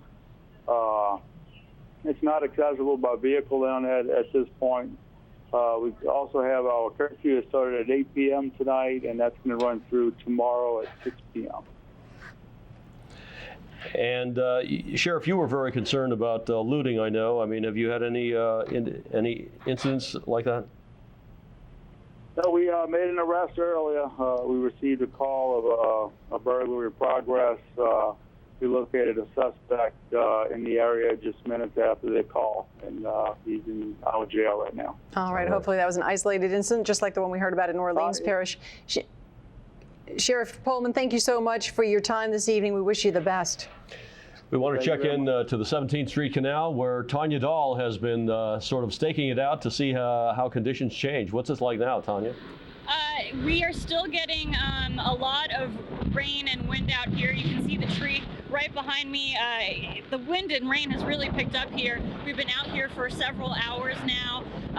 Jefferson Parish President John Young was doing a ride by, I'd say about 30 minutes ago. He stopped by just to check on the 17th Street Canal pumps here. They are humming away. They have been humming away all evening. When I spoke to an Army Corps of Engineers spokeswoman several hours ago around 8 o'clock, she had actually told me that 2 pumps were pumping water here to keep the level at 1.5 feet. But the pumps here, it sounds like more are pumping to keep up with all of this rain. And you're hearing that parts of the city have started to flood, and that's why these pumps are so important, as we all know. And the pump here, at least, is keeping very busy. We're not seeing any foot traffic, any car traffic, really. Everybody is hunkered down in their houses. They're trying to stay dry. They're trying to stay out of this rain, and that's what emergency officials continue to tell us to remind you folks of. It's best to stay indoors, out of this heavy wind and rain.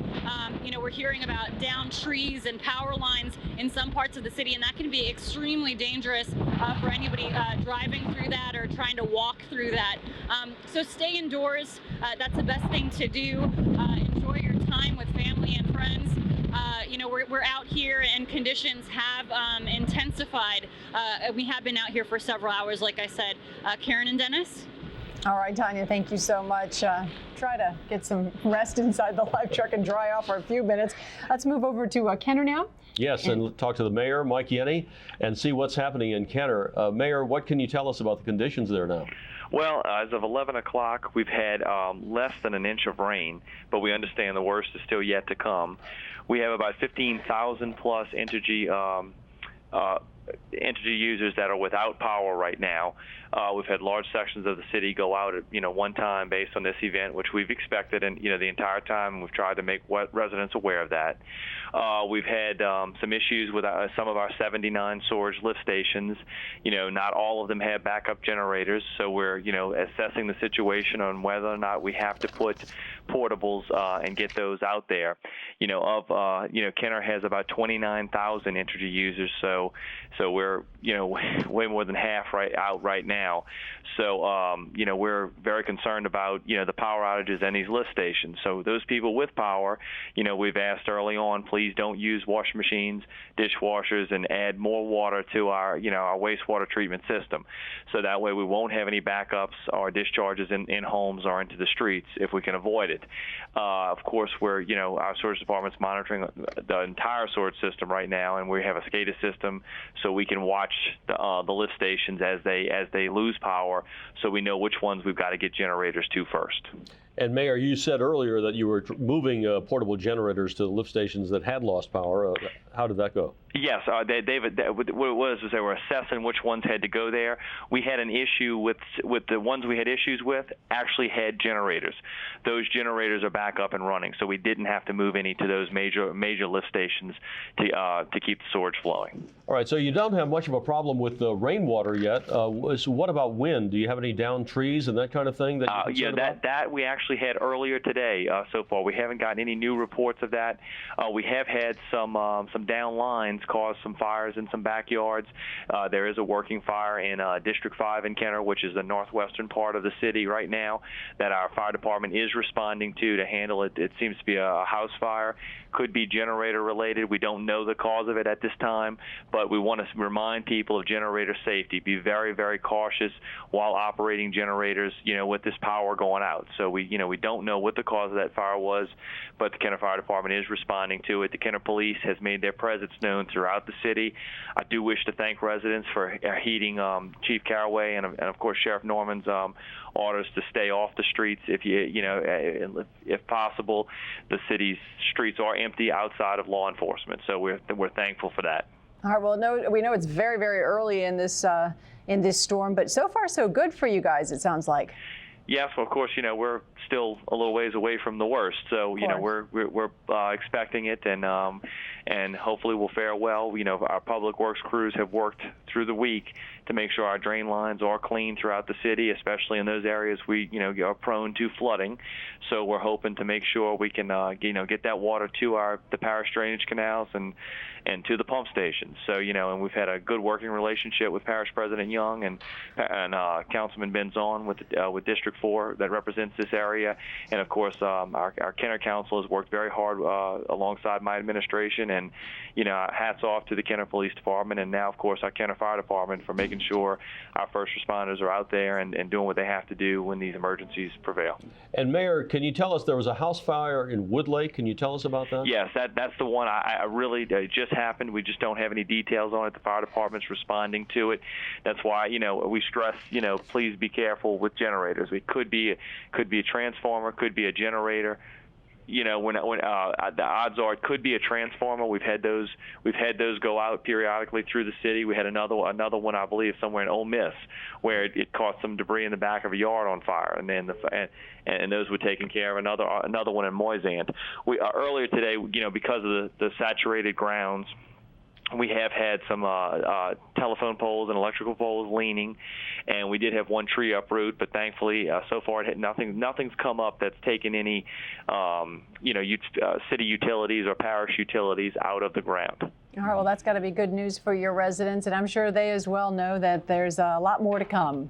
Yes, and we will be manning the phones and manning our operations center at the police complex and one of our City Hall Annex buildings in South Kenner. So, we've divided up in two in the city, and, we're going to cover the ground as soon as this passes through. And I just ask people to please, heed the warning, stay off the streets, and please, even after the event passes through, give energy time to get on the streets and get power restored, so that if people are out there, it slows their process down. I know people are cramped up in their homes, but like your reporter just said a minute ago, spend some more time with your family and friends. Do what you got to do. Stay off the streets so we can Entergy can restore power. And Mayor, with the worst of the storm yet to get to you, what are your concerns about that part of the storm? I'm concerned about street flooding. Street flooding we're used to. I don't want house flooding. That's what we can only take so many inches, per hour with the parish pumps and the drainage canals, and that's my biggest concern. Seeing what's on y'all's radar right now, because we've got a lot more coming through this area, and I certainly hope that it moves as quickly as possible. Because look, streets are retention ponds. They're made to hold water. Houses don't like water, and I certainly don't want water in houses. So we've done everything on our end to try to prevent that, but Mother Nature prevails, and we'll do everything we can to get it out as quick as we can and work with the parish. President Young has stressed that those pumps will be on and operated. His drainage department and Deputy CAA Kazem Alhani has made sure that the canal levels were lowered in Kenner to make sure those canals were as low as they could be, to make way for this rain. Well, we're going to be in it for the long haul. We've got about 36 hours ahead of us, maybe 24 by now. But most of the Kenner residents, did they shelter in place? I would say a good portion did. I've been out through the city all day today. Most of them were at the lakefront for a while. So yes, I'd say a lot did. I will say I was surprised. I'm losing track of days, but on Sunday, the amount of people that were evacuating. I-10 heading west was jammed, so I was surprised at the amount of people I saw on I-10. I'm sure some Kenner residents, of course, were mixed in with that, but I think a lot of people sheltered in place because we just didn't know what was coming, and I know how people are. Those that did, I'm sure they're happy they're not dealing with, not part of the 15,000 homeowners that are without power right now, because it's, I feel their pain. I know how it is, and we're going to do everything we can to help them get their power restored after this event passes. But it's not a pleasant feeling while you're losing power. That's for sure. Mayor, thank you so much for joining us. We appreciate thank y'all. All right. He was losing track of his days. I'm losing track of my hours. It's been about 5 hours since Isaac made landfall there in Plaquemines Parish. So Carl joins us now. You said it's going to be about a 36-hour event, right? So we've got 31 more hours to go? Yeah, we've got a while to go because at least the flood watch goes through Thursday morning. So we've got that long to worry about the possibility of heavy rain that could cause some flooding. Thursday morning. Now, take a look at this graphic. I want to show you what the 12 o'clock position, what strikes you there in that? That is just 80 miles sitting there per over hour? the water? It's still 80, but look at the movement. Going west. West, northwest. Straight west, It's not a northwesterly movement. So the Hurricane Center is finally looking at the movement as a maybe not so much a wobble, but a west-northwest track. So you can see the center was right about here when it made landfall. Then we saw the radar returns kind of drift towards the west and south of Grand Isle now. So it's 7 miles an hour. So it's just a mile per hour slower, but it's still moving towards the west-northwest now. Now, as you look towards the forecast, they still have a northwesterly track, but now look, it's going to be shifted a little farther towards the west. That's better news for us here, that any hurricane force winds that are around, and this is about a 75-mile-per-hour hurricane right here. So if they go out 50 miles or so, hopefully that'll miss a lot of the Metro Jefferson and Orleans Parish, St. Charles Parish, and maybe a close call for you, but you can see it would bring the strongest winds now closer to Lafourche and Terrebonne Parish as it drifts towards the northwest. So you can see that that's something that we'll have to continue to watch to see if it starts moving towards the northwest. If it moves west-northwest even more and then starts to move towards the northwest, then it takes the stronger winds more away from the South Shore, which would be good news for the South Shore, not so good news for Lafourche and Terrebonne Parish. So unfortunately, that we're going to see this shift now towards the west-northwest, and we're going to continue to watch to see when and if it starts taking that northwesterly movement. So that's something that we'll be watching over the course of the next several hours. Again, the wind field we showed you, hurricane force winds. This is going to be adjusted with the new advisory that comes out at 4 a.m. So I'm going to skip over that right now and let you see the satellite photograph right there towards the south. You can see that the higher cloud tops right about there starting to move on towards the west. Now, as far as what's going on with the rain, we've got that flood watch, as I mentioned, through Thursday morning, and we also have a tornado watch until 7 o'clock. On into the morning hour, or 7 o'clock tomorrow morning. Again, there's what the radar looks like, and you can get the idea of what the motion there.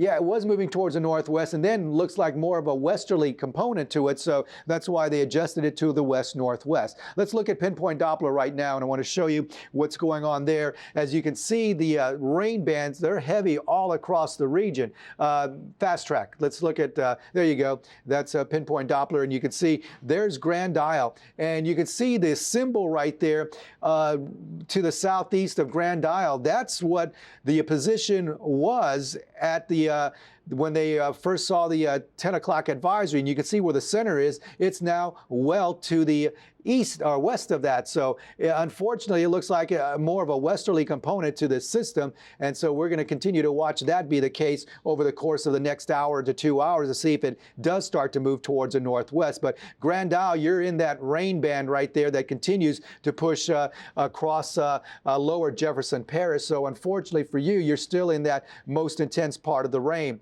And then you can see what's happening there in parts of around Lafitte and New Orleans. We have all this rain that continues to pile up, and bands of rain continue to move on into the region from near St. Charles Parish, Terrebonne. So all across the South Shore, you've got all the rain that is basically wrapping around the center of Isaac. Now, north of the lake, that's not nearly as heavy, but there is rain now spreading through St. Tammany Parish, southern Tangipahoa Parish. Not a lot going on there. You had a few sprinkles in northern Tangipahoa, Pearl River County, Hancock County. Some batches of moderate showers are pushing on through your region, and even around Poplarville, some light rain around your vicinity. But overall, most of the action going on is south of the lake. And to give you an idea of what the winds are like out there, because they're really increasing across many areas south of the lake, we'll turn it over to Jonathan Myers. Yeah, Carl, not looking so good in that wind forecast for tonight, and the rain's just going to pick up from here. If you're not seeing them, you're going to see them. And if you're seeing them now, they're probably going to intensify even a little bit more. Winds out of the northeast at 38 miles an hour. Kenner, look at that. Belle Chase 44, 47 at Boothville. So there's a tongue of some very hefty winds coming in here. Now, I guess it is good news for New Orleans, at least, not for the coast, but that this thing is tracking a little more west-northwest, at least at this point.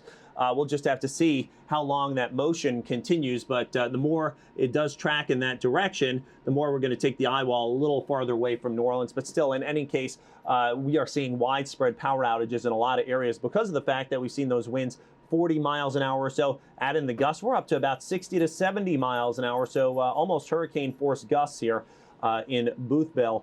And from Twitter, one of our latest posts that we've seen is that we had some reported flooding at Calliope, at St. Peter, and the 3600 block of General de Gaulle. Of course, that's just one of the many reports of flooding that coming out of NOLA already. The hurricane hunters, of course, have been in here. Actually, I shouldn't even say. Tell us what's happening in your area. Well, we're in full swing around here. Our AOC has been activated now since Sunday morning, and we have 6 public shelters open for our general population. We're housing just over 800 people right now. We've only housed 3 animals so far that were picked up at our area shelters for our residents. Everything it hasn't been as bad as we thought so far. It's been so slow moving to where we get the squalls and a little, the squalls with the rain, and we get the wind gusts, but. We're just waiting it out right now to see, what we're going to have to do. Any big challenges that you see ahead of you right now at this point, or have you not even gotten to that yet? Well, we normally house between 2,500 and 3,000 people during a hurricane, and right now, since we're way under that number, what I'm expecting is, since it's so slow moving, people will see that it's the weather's not so bad right now. So I think tomorrow, when the winds start picking up and the rain starts picking up, I think we're going to get a lot more in our area shelters. So that's our biggest concern. We're trying to make sure that we get sandbags out to everybody who needs them. We passed out actually 18,000 sandbags today. Wow. So it's we've got everybody here. We have, it's a bunch of little things that pop up that we try to fix. We're dealing with our liaisons to try as power goes out to our critical facilities, like water districts and things like that. We try to get those crews out as soon as possible to get that up and running, so people aren't without power and without water for very long. Right now, we're looking at about just under 4,000 homes in Tangipahoa Parish that are out of power, and those guys are working really hard in between the wind gusts trying to get all that restored. Let's talk about some of the residents you have out there. We're just trying to get a feeling for the mood of people who stayed, people who evacuated. What's the sense of the overall mood in your parish? Everybody seems to be really prepared, even starting, several days ago. All the area stores, everybody started kind of heeding those warnings and started stocking up on those canned foods and getting their generators. I passed by one of the local generator repair shops, the small engine repair places right there, and there was at the first part of the week, there was just generators lined up by the dozens, people bringing them there, making sure that they were serviced and running. Everybody's been, you go through the different towns, you see people have things all boarded up. People are consolidating into homes a lot. I know that, most of my family is at my house, the extended family, everybody's staying over at my house. It's easier because, kind of pool those resources, and you see a lot of that throughout the parish. So, I've been really proud of our residents and how they've prepared for this. All right, Mr. Primes, we certainly we thank you for your time. Director of Homeland Security, Tangipahoa Parish. I know you have your challenges out there, and I know that everybody there is just waiting for things to blow by, and we're certainly hoping for the best. So thank you for your time this morning, and we'll talk to you probably later this morning if you'll give us the time. I sure will, anytime. You guys have a great night and stay safe. All right, Dawson Primes, thank you. I heard from somebody earlier who is a Cox Communications customer. As we take a live look at Bell Chase right now in Plaquemines, that's over at the government facility there, and you can see even under a covered area, the wind is whipping pretty good. But a customer of Cox who lost cable, and they have the bundle deal, so they have cable, internet, and phone all with them, and they were told the technician's not going to be back in, or the support people aren't going to be back in until Thursday. So that may be something you have to deal with if you have one of those bundled packages and you have your phone, internet, and phone, internet, now I'm blanking out on it. Cable. And cable. If you have your phone, internet, and cable, it may be a couple of days. Even if you get power back, it still may be a couple of days before they can get to you if they're not coming back to work until Thursday. All right, take a look at the radar there. If you're not looking, if you're listening to us on the radio, by the way, there are several ways that you can get information from us here at WDSU if you do not have access to your television anymore. Remember, we have apps, we have Facebook, we have Twitter, and we're now on the radio. 3 different stations. We're on 88.3 WRBH FM. We're on WBOK 1230 AM. We're also on 89.9. That's WWNO FM. And if you lose power, we've made it easy for you to listen to us. Get your battery powered radio, and you can still follow our coverage. All right, now I believe we're going to go back to our chief meteorologist, Margaret Orr, if she's ready. In just a moment. In just a moment, we're going to go back to her. She's flanked with Jay Galley and Damon Singleton. So we have 3 now persons on our weather team, and they are ready to give you an update just as soon as they can. How about we go to WDSU reporter Blake Hansen. He's got a report for us from the Central Business District. We are out here in the CBD where we are starting to get some of those heavy gusts coming in this area. You can see some of the direct effects up on that billboard, or what once was a billboard. The cover on that is just flapping in the wind, blowing around, especially as whipping around as some of these bigger gusts start to come in. Also in this area, another sign of the damage is you can see that the power is out along these street lights here. It is very dark. This is Calliope in the CBD, right by kind of Coronado and Barone. As you kind of look along here, some of the street lights are out and the street signs are blowing in the wind. So some of the immediate effects of the wind is starting to be seen here in the CBD. Power outages as well, and we're starting to get some of these heavier gusts and the rain is coming in. Roads right now in this immediate area do not seem bad, but as some of the rain starts to pick up as Isaac continues to kind of move over and that eye continues to track closer to the CBD, we can expect some of that rain and possible flooding to pick up as well. But overall, some of those bigger gusts we're starting to see now here in the CBD. Reporting on your side, I'm Blake Hansen, WDSU News. All right, your time now 12:12, and we want to welcome Randy Russo to the anchor desk. She has relieved Scott Walker for the evening, and good to see you. You're refreshed. I know. And ready I don't know to if I'm go. refreshed. I tried so hard to get some sleep last night, Camille, but the wind was whipping so strongly that it was shaking the house. So, you know, for me, it was very difficult to actually sleep. And what neighborhood was that? This is in Lakeview. Okay. Luckily, we had power. We did not have cable, but we still have power right now this morning. The wind was gusting so strong that, you know, I was laying there trying to sleep, and you'd feel the shakes there. But I did drive in this morning. I don't recommend anyone driving in. I only had to drive in just because we had to be here this evening, and I had to secure some things at the home. But What was that drive definitely like? So it was really hard. I was going probably 30 miles an hour over the interstate, Camille, coming from Lakeview all the way down to the CBD. A lot of ponding on the roadways right now, and a lot of that side wind where if you're not careful and maybe that you get in one of those puddles. It was intense, and you would say, well, you know, it's only a 1, but it certainly didn't feel like it tonight. It had the feel of something much more potent, and I think the biggest thing that surprised all of us out there tonight is that, you know, it just went on.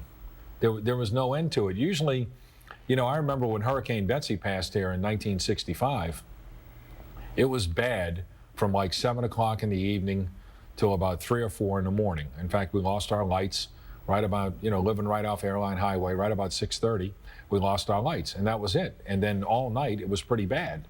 But then all of a sudden, you woke up at 4 or 5 in the morning, and the storm had passed. It had done its thing and done a tremendous amount of damage, you know, throughout the metro area. There was a lot of Carrollton Park and, you know, all the places over there in St. Bernard Parish and in the lower 9th Ward suffered tremendous damage in that storm. But my point is, it was in and out.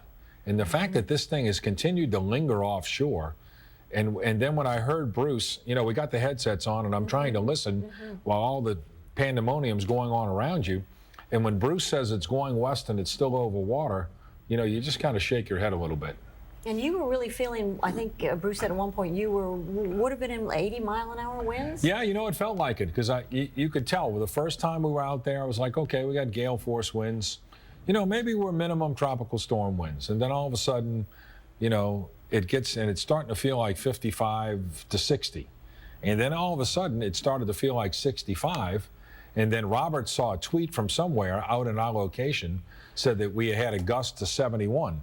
So when it just keeps barreling in on you and it doesn't move, it's I don't want to say it's disconcerting, but it's weird, because you expect to have some kind of end to what's going on, and you don't really think you do. Or an intermission, which is when the eye goes over, and again, I go back to Hurricane Betsy, which was a very potent Category 3 storm. When the eye went over Jefferson Parish, we were like, okay, we're halfway through. We know the back end is coming. Here we go again, and then we'll be done this thing. But this is kind of like a situation here that is kind of frightening, because it just won't go away. You know. You were getting pelted there. You said you weren't sure whether it was rain. You still. Well, look. I mean, look. That's right. Yeah. Exactly. You know, when you cover hurricanes, you cover hurricanes. And look, the best thing I can say about this thus far is that we drove down veterans for quite a while between 7 and like 8 o'clock tonight. And we didn't see a lot of damage, and I hope that stays the same. The one thing about that I would say about this storm is that it has been incredibly persistent. And I think, you know, there was so much build up to this storm. For days we heard about it, and I think everyone who was out on the boat launch today and everybody who was home tonight just wants to get it over with. Does that make sense? Absolutely. Oh, yeah. You know, and look, you always want to get a hurricane over with, but for whatever reason, this thing is just like that gnat. It's in your face and it won't go away, and we're just ready to You brought up the Gustav reference and how the lights were Yeah, you know, hey. We can hear the wind whipping outside. We haven't had the lights rattle. We have had one fade to black while you were out there. I heard about that, and you know, and Bruce and I and we were here on this set in 2008 at 2:30 in the morning, and for a little while it got a little dicey, but then it was over with. You know, we go 7 o'clock, 8 o'clock came the next morning. We say, okay, we're fine. And like I said, I don't think seeing some rough conditions, but it's not the worst of the storm because he's on the so-called dry side of the storm. But in Plaquemines Parish and in Grand Isle, especially in Grand Isle, Mayor David Carmadel was saying that it was so rough he couldn't really get out of the house or the building he was in. Right, to get the damage report. Right, to get a damage report. We've really had to rely on both Mayor Carmadel and Parish President Billy Nungesser to be our eyes because we really haven't seen pictures out of either of those places. And I just remember Mr. Nungesser talking about his own home that was built to be very sturdy to withstand, I think he said a Cat 3, and he was talking about a wall physically moving. A wall being moved and part of the roof being ripped off. And I wasn't really clear, but sockets, water shooting out of sockets in the house. Yeah, he painted quite a picture. So that was what was going on in Plaquemines. That's an area that has been hit substantially. Lakeview, not so much. Other parts of the metro area, like you said, we really haven't seen the brunt of it. Even here in the station, occasionally we'll hear a gust of wind, but it's still headed our way. Let's check in right now with Tanya Dahl. She is standing by live at the 17th Street Canal, and I hope you're still hearing the humming of those pumps, so we know that they're working just as they should be. Karen and Dennis, yeah, those pumps out here are still humming away. And you've been talking about power outages. I've actually been listening in. And over in Jefferson Parish, we've actually seen power transformers kind of sparking in the horizon. So there might be some power outages there that we're actually seeing happening in real time. But right here on the 17th Street Canal, near the pump station where we're located, the pumps here are working obviously overtime to keep up with all this rainfall and wind. You know, we spoke to you guys about 30 minutes ago and it was pretty intense. Now it's kind of slowed down a little bit. It's still raining. The wind is not as intense. I was able to take my hood off for a little bit and you know, just kind of breathe here. We're not seeing a lot of people out on the roadways here, which is exactly what emergency officials are asking people to do. They're asking everybody to kind of stay indoors and stay off the roads until the storm passes. We actually had run into Jefferson Parish President John Young about an hour or so ago. I'd say he was out here just checking on this pump station and then driving over to JP to check on the situation there. A lot of Lakeview residents that we caught up with throughout the day today had chosen to stick around. They decided that they'd have their hurricane supplies handy. They decided that they'd just stay at home and not evacuate to hotels or to relatives and friends outside of the city of New Orleans. So there are a lot of people here. We have not seen any power outages in this neighborhood here. The lights are still on and there's no power outages here. So that's the situation here at the 17th Street Canal. We're going to keep you updated, obviously, for the next hour or two, or however long we're out here. And again, you know, there have been bands of rain and wind rolling through here, at times pretty intense. You saw us earlier, you know, we were bracing, kind of hunkered down, making sure that we weren't knocked over. And then now things have kind of slowed down, but of course it's going to be back and forth, I'm sure, for the next, like you've been saying, what, 24, 36 hours. Back to you guys in the studio. No people to speak of on the streets at all. I mean, people are all inside waiting for this to pass through, waiting for this 24 or 36 hours to go by. Yeah, you know, when we first got here, Dennis, as I've been telling you throughout the evening, there were lots of people walking around, walking their dogs, kids playing soccer in the street, believe it or not. Even though the wind was picking up here, there wasn't a lot of rain when we first got here. But now all of those people are indoors. We've seen throughout the evening a couple of cars drive by, but now it's pretty empty out here. It's pretty desolate. I think most people would prefer to be at home in the comfort of their homes, on their couches with friends, hanging out. I know some people are experiencing power outages. I've actually gotten some texts from friends across the city. You know, they've got their generators, their candles burning, their flashlights on, but you know, everybody's just basically trying to hunker down as the storm rolls through. Back to you. I suppose it's going to be tomorrow could be a concern. Tomorrow morning, when people sort of get tired of being inside, they want to get out and see things, and the storm will still be moving through, and it could be dangerous out there. Yeah, you know, I was listening to Trooper Melissa Mady earlier speaking to you guys, you know, about people driving the regular speed limit in these conditions, cars flipping over, ending up off the road. And those are all dangers. You know, the storm, it sounds like it's going to be lasting a long time from what Carl and Jonathan have been saying throughout the night. I've been, you know, tuning in here in the live truck, listening to y'all. And I think, you know, emergency officials are saying stay put. This is going to be around for a while. And then again, with all of this rainfall, you know, falling down on the city or you know, falling on the city, there's always concerns of flooding. And I know that there's some reports that you guys have mentioned throughout the evening. Karen and Dennis? All right, Tanya, thank you so much for that report. Let's check in now with Jonathan Myers in the Weather Center to get sort of an update on what's going on with the weather. Yeah, we've been getting hourly updates on the storm. So let's quickly just talk about the latest stats. As everybody knows, this thing is probably going to make a landfall once again here in Louisiana, moving to the west-northwest. Actually, you notice Carl had mentioned earlier on, we've now got a westerly trajectory on this instead of a straight northwest. It's kind of west-northwest. That could be somewhat good news for us, since that generally is going to mean that this is going to probably move a little farther to our west. Unfortunately, we're actually kind of losing a little bit of this. Let me bail out here and see if I can try to there you go. You may be able to get a little better look. Maybe not. But in any case, it's 70. I can read this. See, 75 miles an hour by that first line that you see right there on your screen. And as we forward this in time, there it is, just to the west of the city. Again, it's about a 75-mile-an-hour hurricane still by Wednesday at 7 a.m. That's when our best chance of seeing some hurricane force gusts here in the city is. Now, as we work our way into the afternoon, things may start getting better. I think it's mainly going to be tomorrow evening. Now, the North Shore tomorrow afternoon could start getting pretty nasty, because we're going to see that storm track come very close to their area. Then we get on to Thursday early in the morning. I think most everybody's going to start calming down a good bit by that time, and it's going to get much, much nicer around here, I think, by late Thursday and Friday. This thing's going to be a thing of the past by then, but we'll still see some little bit of extra coverage, I think, of showers and thunderstorms in our forecast even into the end of the week. Let's take a look at the storm tracker here. And you may remember us saying over the past few days, don't concentrate on the main line of where the storm's supposed to go. Concentrate on that whole cone of error. And the reason that we say that is because this is a very wide storm in breadth. So wherever it does go, still going to be in tropical storm force winds during the day on Wednesday, perhaps some hurricane force gusts here in the city in that area in red. You get farther and farther out in that concentric circle there. You're still going to be seeing for much of the rest of the area, at least some tropical storm force winds and gusts. And then that heads out to our west.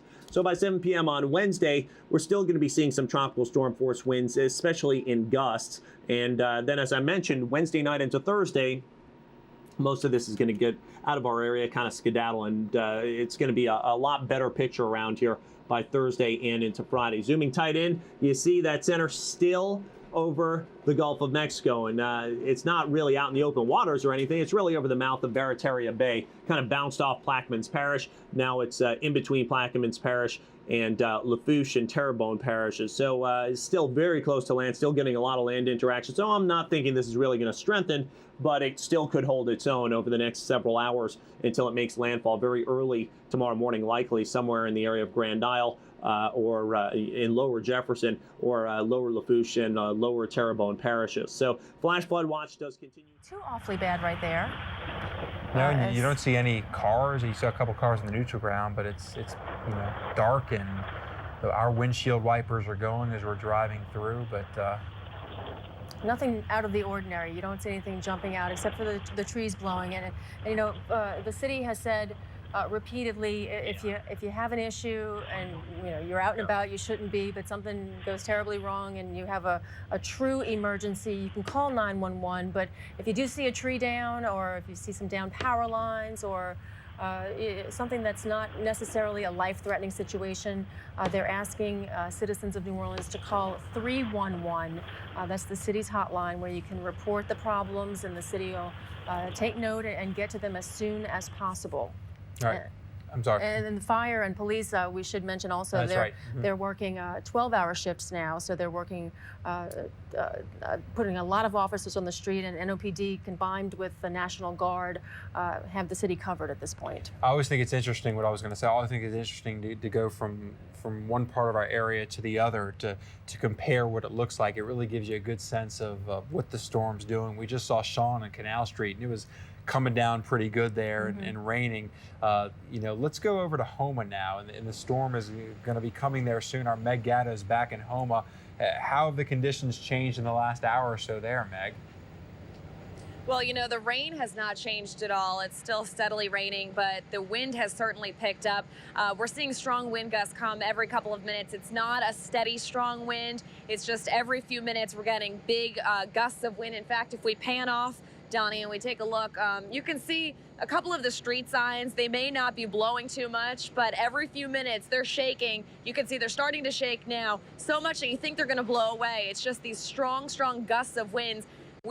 And these strong gusts of wind have caused a lot of power outages. They've caused a lot of trees to come down and power lines to come down. We understand that at least 5,000 people in Terrebonne Parish right now are without power, and I just heard that at least 11,000 people in Lafourche Parish are without power. We also got a report from the southern side of Terrebonne down in Chauvin. They are completely without power. They are in the dark at this time. Entergy crews, it's not safe for them to be out right now. So I know Sean was talking about a lot of those crews were lined up in New Orleans, but here in Houma, in Terrebonne Parish, the winds are certainly just too strong for anyone to be out and to be fixing those power lines. Now, we haven't heard any reports of flooding yet, just a lot of tree debris.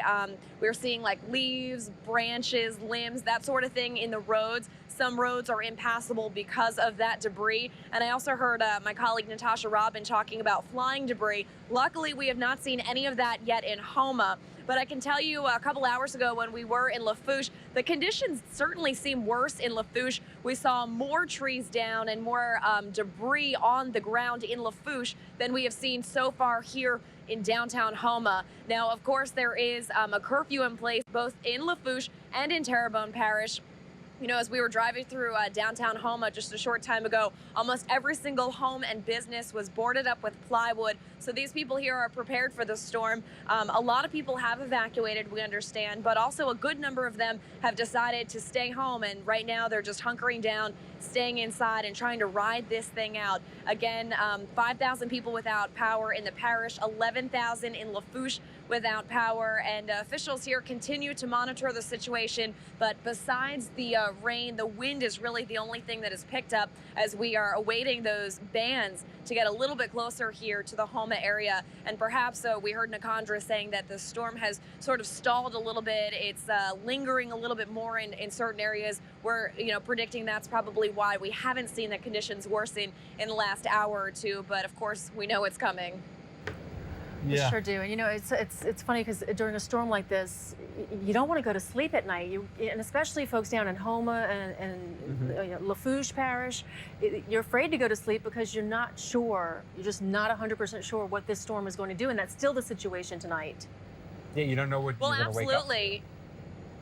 Absolutely. And, a lot of these areas are prone to flooding. So, of course, these people don't want to go to sleep, and wake up and find a couple of inches of water, God forbid, in their homes. So I think that's why a lot of people are just on alert tonight. And also, we talked earlier about the transformer that blew just over to my right here. And as I look over in the distance, I keep seeing big flashes of light. Now, I'm not sure if they're transformers, but I would certainly assume they are because we haven't heard any reports of fires or anything like that in the parish. So I'm sure those loud booms, are keeping people awake. It's definitely a scary thing, especially if you're in your home. You got the windows and doors all boarded up, so you can't necessarily go outside. You're just kind of listening to the radio, listening to our reports, sitting by the candlelight. You're just hoping that everything's going to be okay. So it's kind of a watch and wait sort of situation here now in Houma.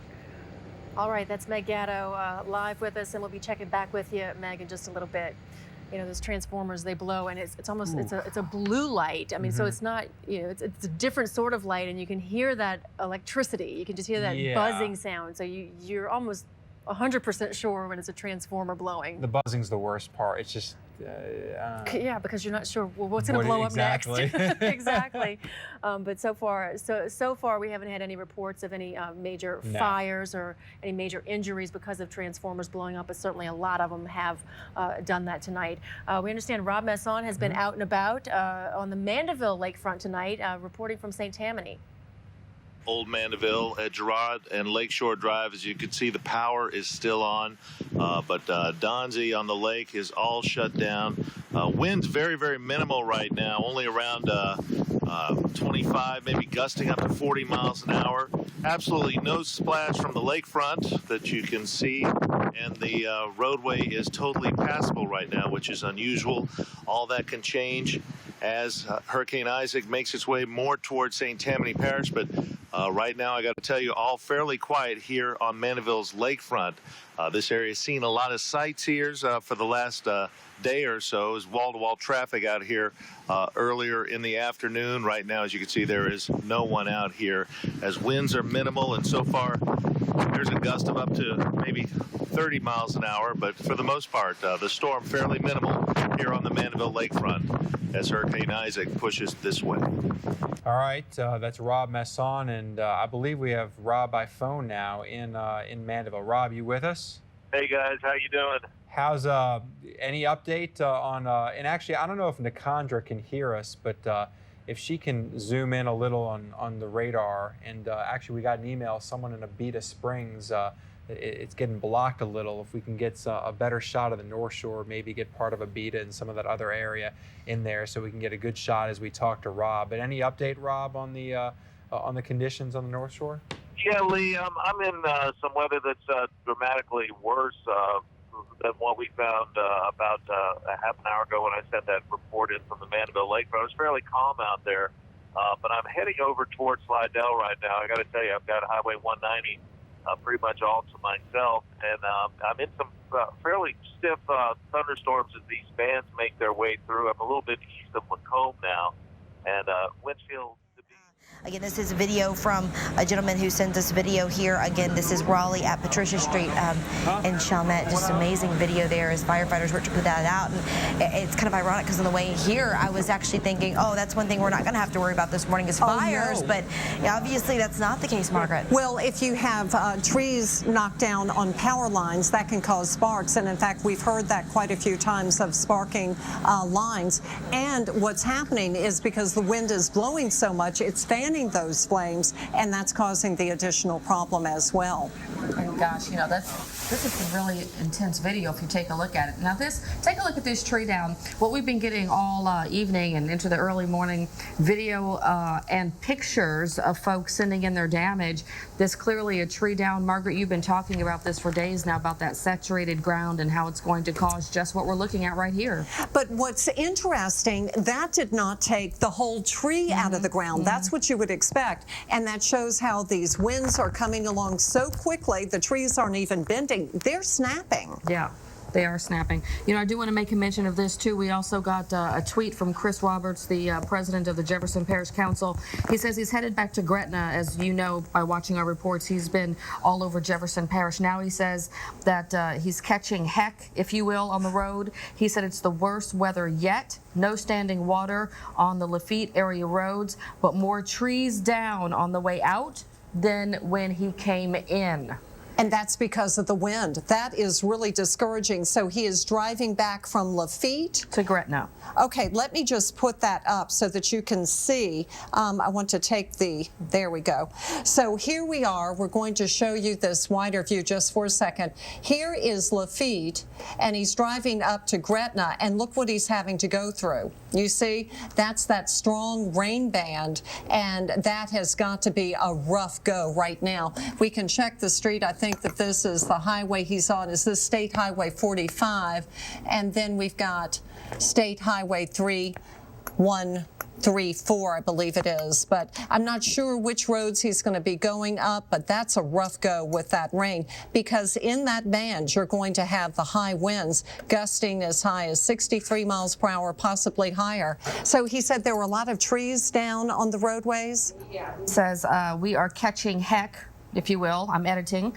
Worse weather yet, no standing water on Lafitte area roads, but more trees down on the way out, meaning on the way he's going now than when he came in. Right, and we can check the rainfall totals there, and we've had plenty of rain. This is our exact live radar, and they're getting 2.5 inches. I mean, that's basically the most rain that I've seen is about 2.5 inches. So I can see how we wouldn't have the standing water because that's been all afternoon. The most we've gotten 2.5 inches, but the problem is that wind is just really blowing, and it's knocking down the trees. And is this the worst of it at this point, Margaret, or are we going to still continue to see it rev up even more? Oh, no, we're going to see more because the truth is that hurricane is still along the coast. And so we need for it to move on shore. When it moves away from the water, well, then it loses the energy source. And as we look at the wind field here, it's actually putting the center more south of Port Fourchon. See, right there, right in here, just south of Port Fourchon. So that's interesting. If that's the case, it is definitely moving more to the west. We can go to our 3D, our exact 3D, and it's showing the enhanced infrared. Definitely seeing erosion on the west side, and that is what we've seen. We have not had the heavy rain on that west and northwest side. So it's kind of dying down a little bit right now, still over the warm water. Water temperatures in the mid-80s as it looks like it's moving more west. As it moves to the west-northwest, we will have more rain spreading in, and we will continue with those strong winds. But for right now, it's diminishing a little bit. Over time, I expect that to increase. But, you know, Margaret, this is a good point. And I just want people, I want to reiterate to folks, you know, if you're just joining us, or if you're just getting us on the radio, if your power's been out or whatever, and you might think that the storm's come and gone. Not so. Oh, no. No. No. It is still along the coast. The forecast track is to bring it towards Houma and then to Baton Rouge. But as it moves northwest, it will pull that rain on shore. And we're going to continue with these high winds until it moves out. Now, will they be 80-mile-per-hour winds? At this point, I've really only seen that at Grand Isle. But we have had numerous reports of 65 to 75-mile-per-hour winds. And look, this is at Chalmette, isn't it? You can just see that wind is blowing. Look, I can zoom into our exact live radar, and this is what's happening right now in Chalmette. You can see the heavy rain is moving through. That's why we're getting that strong wind gust that's blowing now at about 63, 64 miles per hour. Yeah, even my home, like I said, was shaking in Lakeview. I mean, these winds are very, very strong. Randy, did you notice any damage as you were coming in from Lakeview? As I was coming in, no. You know, a lot of people took precautions, took their vehicles and parked them up on the neutral ground. And actually, my fiance at one point actually moved one of the vehicles away from some of the trees because there are trees along portions of that neutral ground that could actually fall over. But as far as any damage or any homes that had roadways coming in, ponding had started. I know there are a lot of streets across New Orleans where you do have some crevices in there, and that's being kind. There's a little bit of a problem. There's some craters out there, but you know they will fill up with water, and a lot of the drainage issues that we constantly face on a regular basis whenever it just has a strong downpour. Some of the issues that you're facing right now. I know whenever I was traveling along Pontchartrain Boulevard, for instance, a lot of standing water there just because it hadn't had time to drain. It was coming down so quickly that the water was just sitting there. Right. But you didn't have any trouble traveling through it. It wasn't high enough that it would cause you problems. And not at this point, but as I mentioned this morning, do not travel if you do not have to get out there for an emergency at this point. You know, the wind and in the event of hydroplaning, that would just add to the problem because you do have some of that ponding happening on the roadways, and that wind will just maybe push you into one of those barriers in the worst case scenario. So you don't want that to happen to you either. Yeah. All right, ladies, let's, if we could just take a quick moment and go out to Lafitte. That's where Fletcher Mackel is standing by. Fletcher, you've been waiting. It is coming down. It is coming down. You know, 30 minutes ago, I was here with my hood off, telling you that there was a lull, and then now once again, there is now heavy rain coming in here. I don't know if you can look behind me. You can see some of those sheets of rain going across this empty street. The tree right behind me, it's also kind of flailing back and forth from these heavy gusts of wind. And as you can see, there is no traffic out on the roadways. You know, emergency officials are asking people to stay indoors, off the roads. There is a reason for that, folks. The rain, the wind, it is pretty intense, and it's kind of deceiving.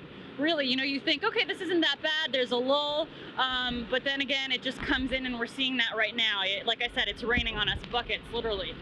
We're not very far from the 17th Street Canal pump station, and those pumps have been humming away throughout the night, obviously trying to keep up with all the water that the city is seeing with Hurricane Isaac.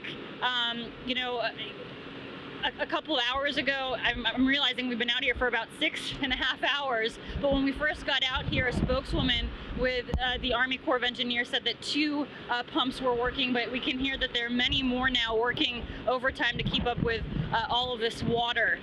We're not hearing of any specific flooding in the Lakeview area, even though, you know, some of the roadways are still damaged post-Katrina. You know, there are some potholes, but we're not hearing about any serious flooding, at least not yet, and obviously that could change in the next couple of hours, and once the sun pops up or we have some daylight out here. Most people are indoors. There are a lot of families that have chosen to stick it out. You know, they're in their homes. They're trying to stay out of this rain. We're hearing about power outages. You know, Energy just gave us that live update over the phone. We're not very far from JP, and I had mentioned that we've seen like power sparking, you know, on power lines. We've seen some of those outages in the horizon. So, you know, there are a lot of people without power. Hopefully, you know, Energy, when crews can get back out there, they can help people have their power get turned back on. Excuse me, Karen and Dennis. Yeah, those transformers are blowing out in places all over the community. You know, it's ironic, really, Tanya, that you're probably on one of the sturdiest structures in the area after Katrina, but during Katrina, it was of course not the sturdiest structure at all. Exactly. You know, the Army Corps of Engineers has been working hard to kind of secure the facility here with a new pump station. And that's what a lot of residents in the area said. That's why they decided to stick around. That's why they didn't evacuate. They feel that what the Army Corps of Engineers has done has been a good thing. And it is. I guess it's now officially the 7-year anniversary of Katrina, and we're standing here, and there are a lot of folks now who feel comfortable enough to stick around and wait this out. Karen and Dennis? All right, thank you, Tanya. It is pretty crazy that on the 7th anniversary, we're looking at another storm. Certainly nothing like Katrina, thank God, but still another storm. Works on your nerves a little bit. Earlier, I was out in the lower 9th Ward and happened to meet a woman, last name was Guy, Miss Guy, and she had weathered Katrina on her roof, unfortunately, and chose to stay for this storm because she said she's in one of the Brad Pitt homes now, and it's raised, and she felt like it was secure, and she believed in the improvements that they had done to the canal. So I think you have a lot of people around the city feeling like they have faith in the improvements. And of course, at the same time, we also knew it wasn't a 3. It was coming at us as a 1. So, but a lot of people sheltering in place, as the mayor had suggested. I think we have a report from Maggie Crane to tell us about conditions in Plaquemines Parish. 4 miles of these HESCO baskets line Highway 23. Protecting it is the last line of defense if the storm surge were to top the levees. We're told that water is already lapping over, but they don't expect it to get too bad. Now, we were with HESCO crews as they were checking the integrity of these walls, these makeshift walls. They do tell me so far, so good, but we still have a long night ahead of us. In Plaquemines Parish, I'm Maggie Crane. All right, and that was just shot. And, you know, of course, down in Plaquemines Parish, we had talked with Parish President Billy Nungesser, who earlier said he was shocked because he didn't think it would be the Mississippi River levee they'd have to worry about, but he had reports of it splashing over the top. Yeah, he was worried about the river coming over the top of the levee. And the storm is moving slowly and moving more westward now at this point. Yes, it still appears to that. We wait to see what the 1 a.m. advisory or update says on the system, and see if it's still moving west-northwest or what the Hurricane Center indicates. But yeah, that's a change from the 11 o'clock position to the midnight position, a west-northwest component. So we want to start to see it moving and getting on out of here, not just kind of hanging around our coastal areas. Winds of 80 miles per hour. We'll get a new update coming up shortly. Within 15 minutes or so to see if they're going to update the numbers, the strength, and the position and movement. So we'll see that hopefully shortly. But the last track as of the 10 o'clock position had it at 7 a.m. in the morning as a hurricane right about in this location. So you can see from New Orleans away from there. And again, at the 10 o'clock advisory, the hurricane force winds only went out 50 miles on the right side of the storm. On the left side or the western side, it didn't have any hurricane force winds according to their data that they send out. So we could see this weakening and possibly moving a little farther away since it is moving more towards the west-northwest. So that helps reduce the chance of hurricane force winds across the north parts of northern Jefferson and Orleans Parish as it drifts sort of more westward before it moves towards the northwest. That would be a good thing, but the bad thing is that it would allow the hurricane force winds, the stronger ones, to be shifting westward a little bit towards Lafourche and towards Terrebonne Parish. And then by 7 o'clock in the evening later on tonight, 65 mile per hour sustained winds from here to here. You can see it's not that far of a distance. So around Baton Rouge, you could still be dealing with a very strong tropical storm. That 65 mile per hour strength could do lots of power, tree limbs down and power lines down, could cause some power outages in that vicinity as well. And then it'll continue to move towards the north and weaken to a tropical storm with still a lot of rain a possibility. Here's a look at our satellite photograph, and you can kind of see right about south of Grand Isle, south of Barataria Bay, and that's where the system is. It was looking like it was going to go more in this direction here and move towards parts of St. Charles Parish and near New Orleans. But now, instead of doing that, it's kind of drifted more in this vicinity, and we'll show you that on a radar presentation. You can see, yeah, you can see it's kind of moving more westward than west-northwest. As you can see, it's drifting off in this location. So now Grand Isle's about to get beaten up again by another batch of strong winds and thunderstorm activity.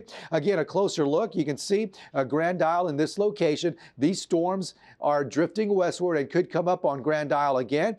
Galliano, the rain is letting up just a little bit around you. And you can see a little closer look. There's the storms rotating around Grand Isle. Things should be a little more quieter around the region, but still some rain over towards the island. But again, you get the idea that it's moving more west than west-northwest. So we'll see what the position does at 1 o'clock. Shifting northward a little bit, you can see the rain from Lafitte back over towards parts of Upper Plaquemines Parish and over towards New Orleans right there. You can see the heavy rain, as Tanya Dahl was indicating. That rain is coming down pretty good there. And you can see around Slidell, more rain heading towards the Mandeville, Covington, Madisonville area. Laplace, the heavy rain is moving back towards your area, so moderate to heavy rain scattered across areas north of the lake. Now we'll take you a little bit closer and let you see what's going on around Belle Chase. You can see some of the streets there getting a lot of moderate rain across Belle Chase. We'll head over towards the west a little bit. You can see around Wagaman, some of the streets there, all the streets there are getting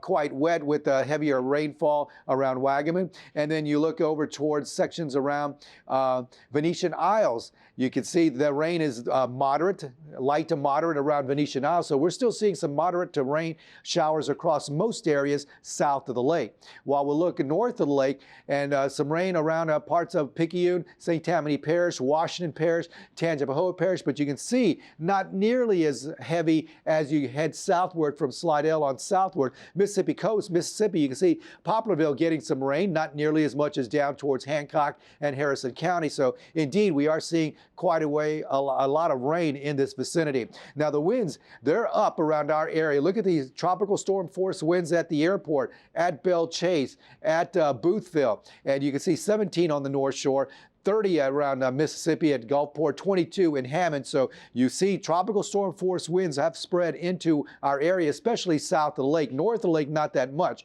But you can see 63-mile-per-hour gusts at Belle Chase, 67 at Boothville, 49 at Houma, 55 over towards Kenner. So indeed, we continue to see those winds picking up across our region. So again, that rain and that wind will continue to increase. It's spread northward a bit. But again, Dennis and Karen, if it moves more west than west-northwest, that would bring the reduce the range, the chance for those hurricane force winds to be right around the south shore here, but it would spread them westward a little bit. I'm curious to see what the 1 o'clock advisory is going to say when they send that out here, because if they have a northwest movement or a west-northwest movement, it just appears that it's moving more west on the radar presentation.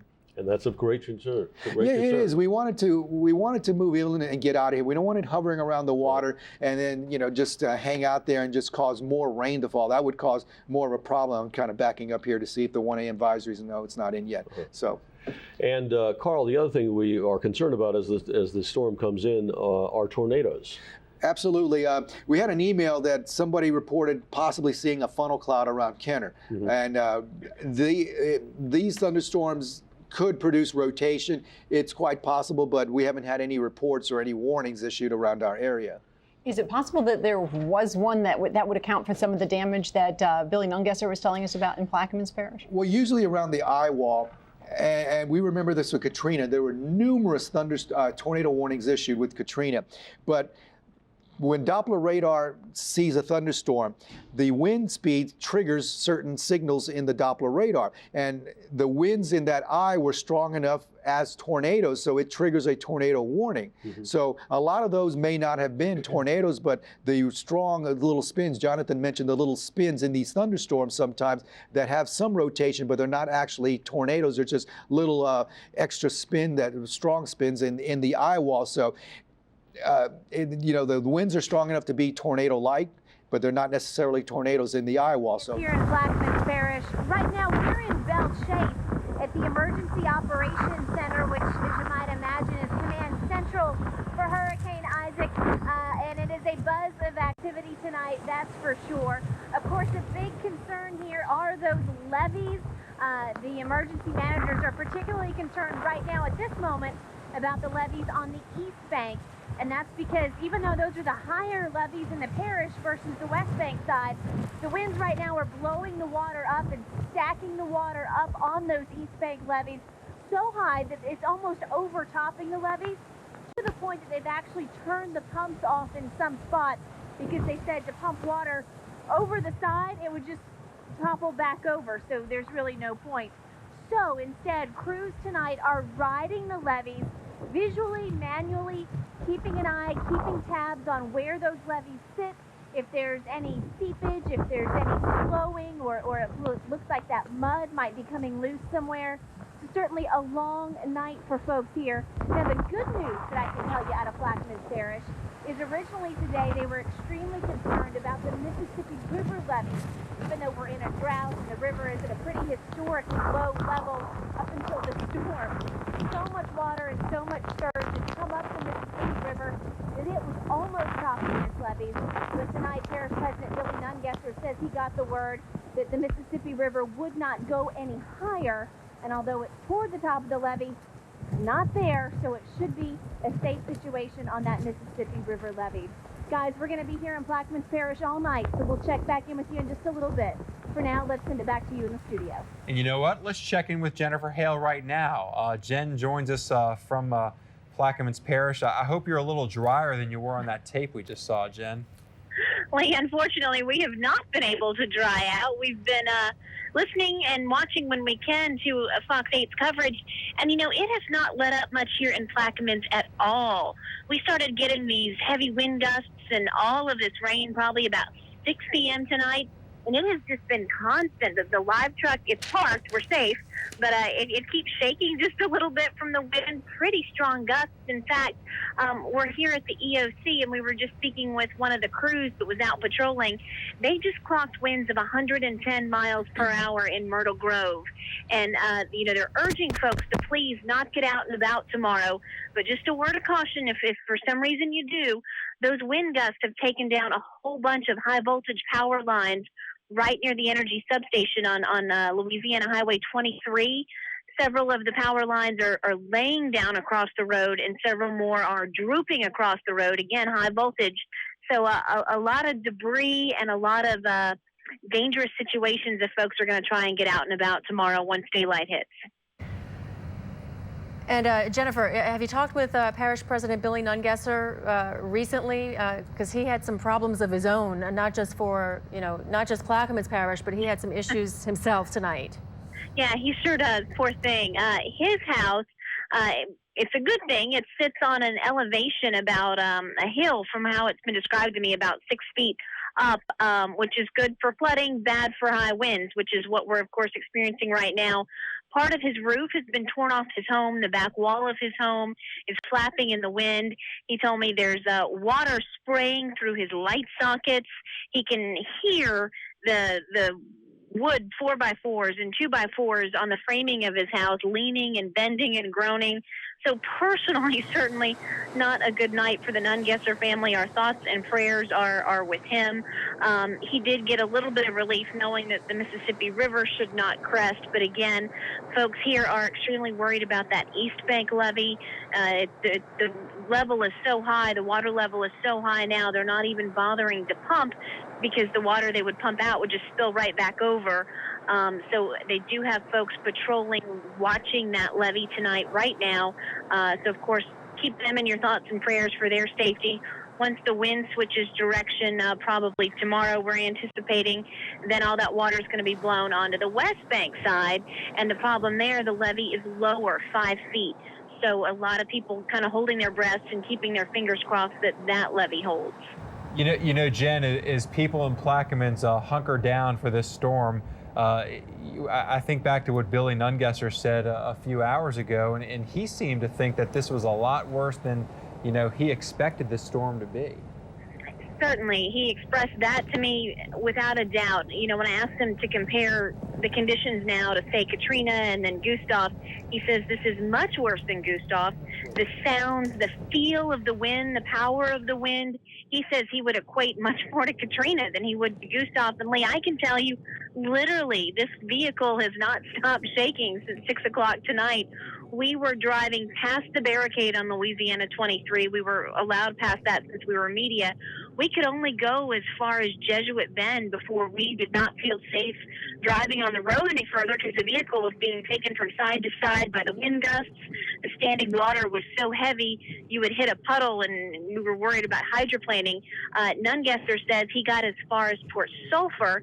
Of course, he's used to these roads and driving in these conditions. He had other folks with him, other EOC officials and officers. He said they just could not get past Port Sulphur with the amount of winds and water that they were dealing with. And he told me some oyster fishermen who never leave, never evacuate for any storm, say there's no way this is a Category 1. We have to ask Nakandra. I'm not sure what 110 mile per hour winds clock at, but I would bet that's higher than a Category 1. Yeah, I mean, you're saying 6 o'clock, it hasn't let up. That's 7 hours. So 7 hours, it hasn't let up in Lower Plaquemines.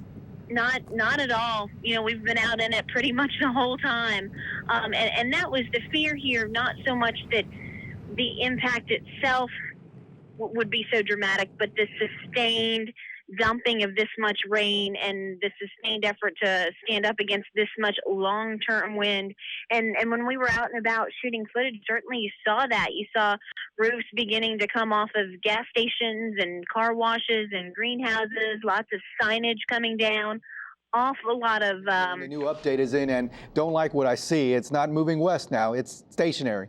They have it stationary right now. Now, how long that's stationary could be a temporary thing. We'll have to wait and see. But now their position does call it stationary. But they still have the winds at 80 miles per hour. So that's one thing we want to talk about with the position right now. So it's not moving very much. As we've seen that on radar, it kind of indicated that it is stationary. But we also, the other thing we want to tell you about is we have flash flood warnings for the Metro New Orleans area. Go to Pinpoint Doppler, our fast track system, and I want to show you what's going on there as we take a look at the system. You can see all that rain moving on into the region, and we can definitely see the rain moving on into parts of the metro area. So the flash flood warning, this goes until 3:45 in the morning. So you can see all these heavy bands that are moving on through the Metro New Orleans area are causing the problem that we could see some flooding across Metro New Orleans. So that's all of the metro area, parts of St. Bernard, Orleans, and Jefferson.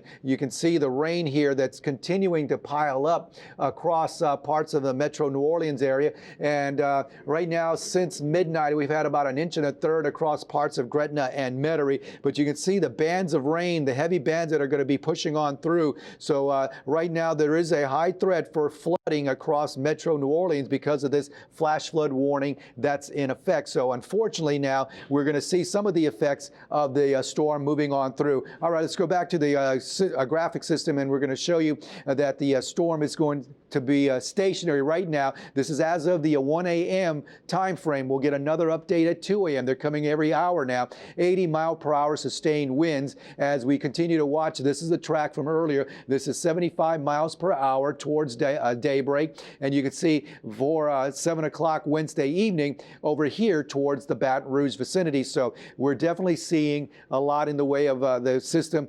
And it's not going to be on that time frame now because it is stationary. When I want to go back to the radar picture and give you an idea, you can see it's not moving very much. In fact, it does look like it's still moving a little bit towards the west. So you can see the motion here as it continues to rotate around the storm, the rain bands, the heavy squalls continue to move. So there's Grand Isle. It's got to be pretty calm around Grand Isle. And you can see the system down here. You can see these clouds rotating back this way. So this is pretty much where the center of the storm is. And you can kind of tell it really isn't moving very much. But these heavy rain bands continue to push on through the area, and that's why we have that flash flood warning now for many areas of the metro area from Jefferson Parish, Orleans Parish, St. Bernard Parish. So the heavy rain could cause street flooding in these locations. This warning goes until 3:45. So we are expecting the threat of flooding rains in the city with these bands rotating right over each other. So the heavy rain bands also will be affecting sections around Belle Chase and Upper Plaquemines Parish,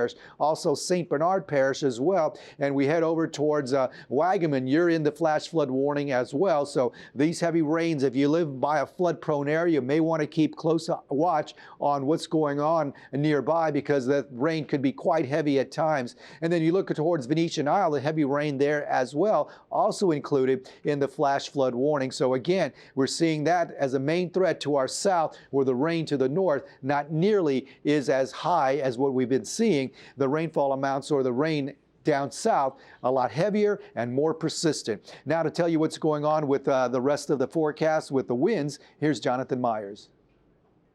Oh, Jonathan's not there? Okay, we'll go back to Karen and Dennis, and we'll talk a little bit more about this flash flood warning. So we're definitely seeing this warning continue across the area on the South Shore. So that's a concern right now that the rains are going to definitely pick up, and we're going to see the heavier showers and thunderstorms continue to move across the region. So unfortunately, that's one of the possibilities we get with the landfalling system, the flooding rains. We have that flash flood watch that's in effect now that goes through Thursday morning. So now's the time where we're going to start seeing those heavy rains just go over the same areas, one right after the other.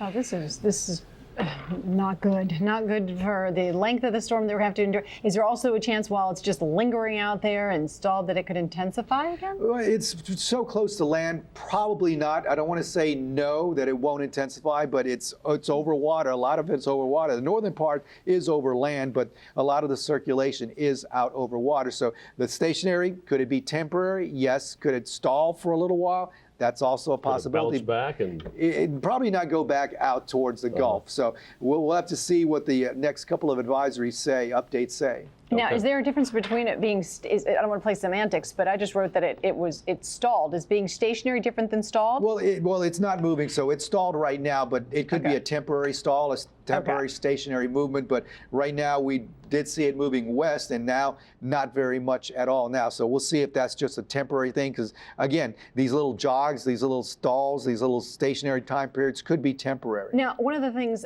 getting back again to our Billy Nungesser interview, was that he was worried about the amount of water that was being pushed up the river, and at that time he said it was splashing over the Mississippi River levee. And he also said, though, he was with, I think it was a captain of the Army Corps, who said, no, we're going to be fine. This is going to move on through, and the levees will be fine.